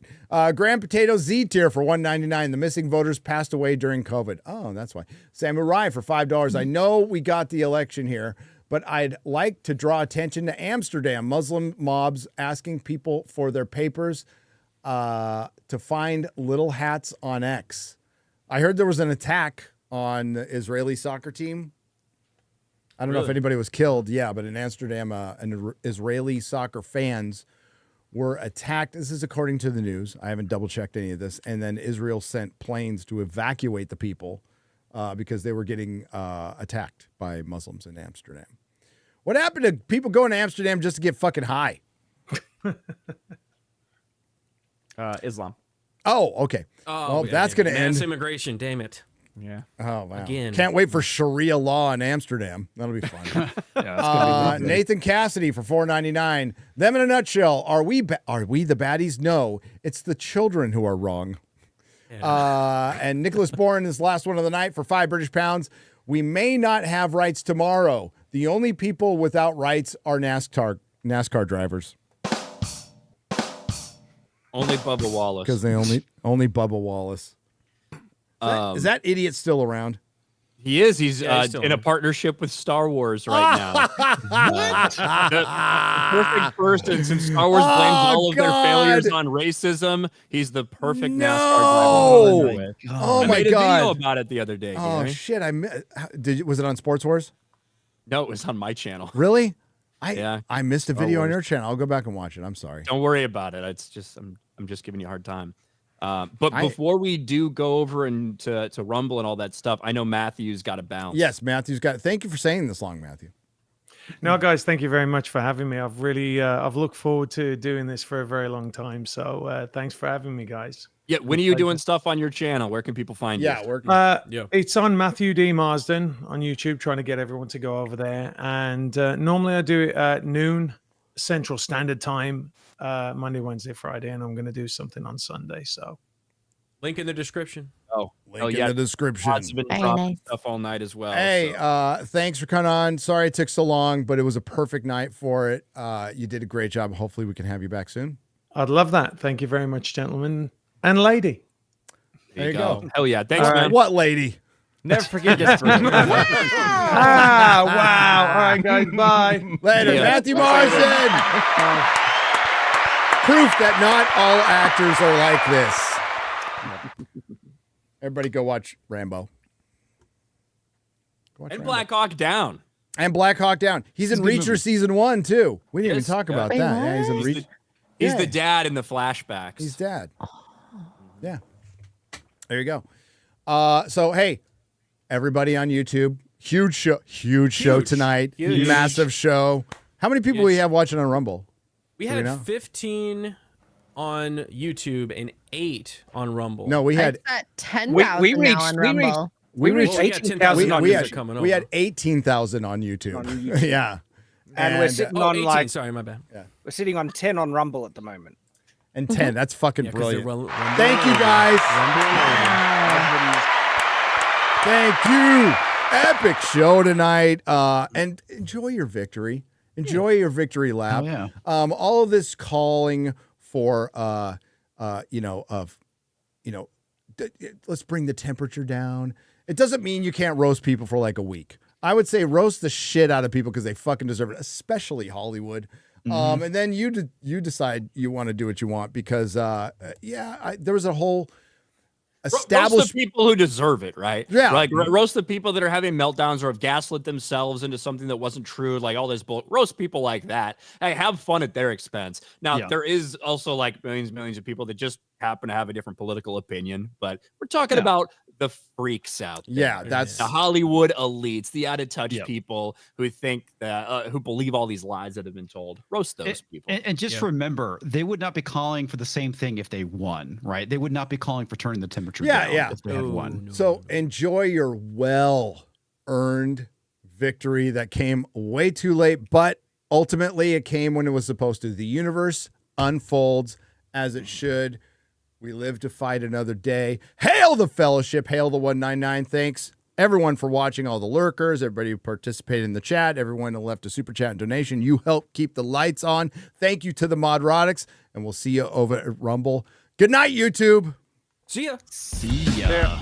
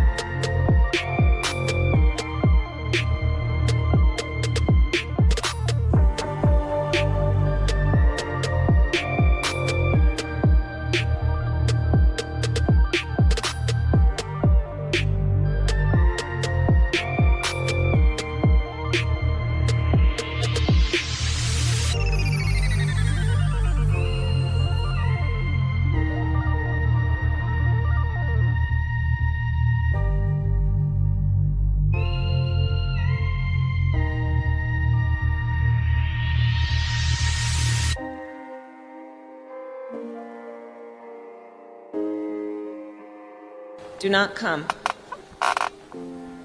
Do not come. I'm gonna come.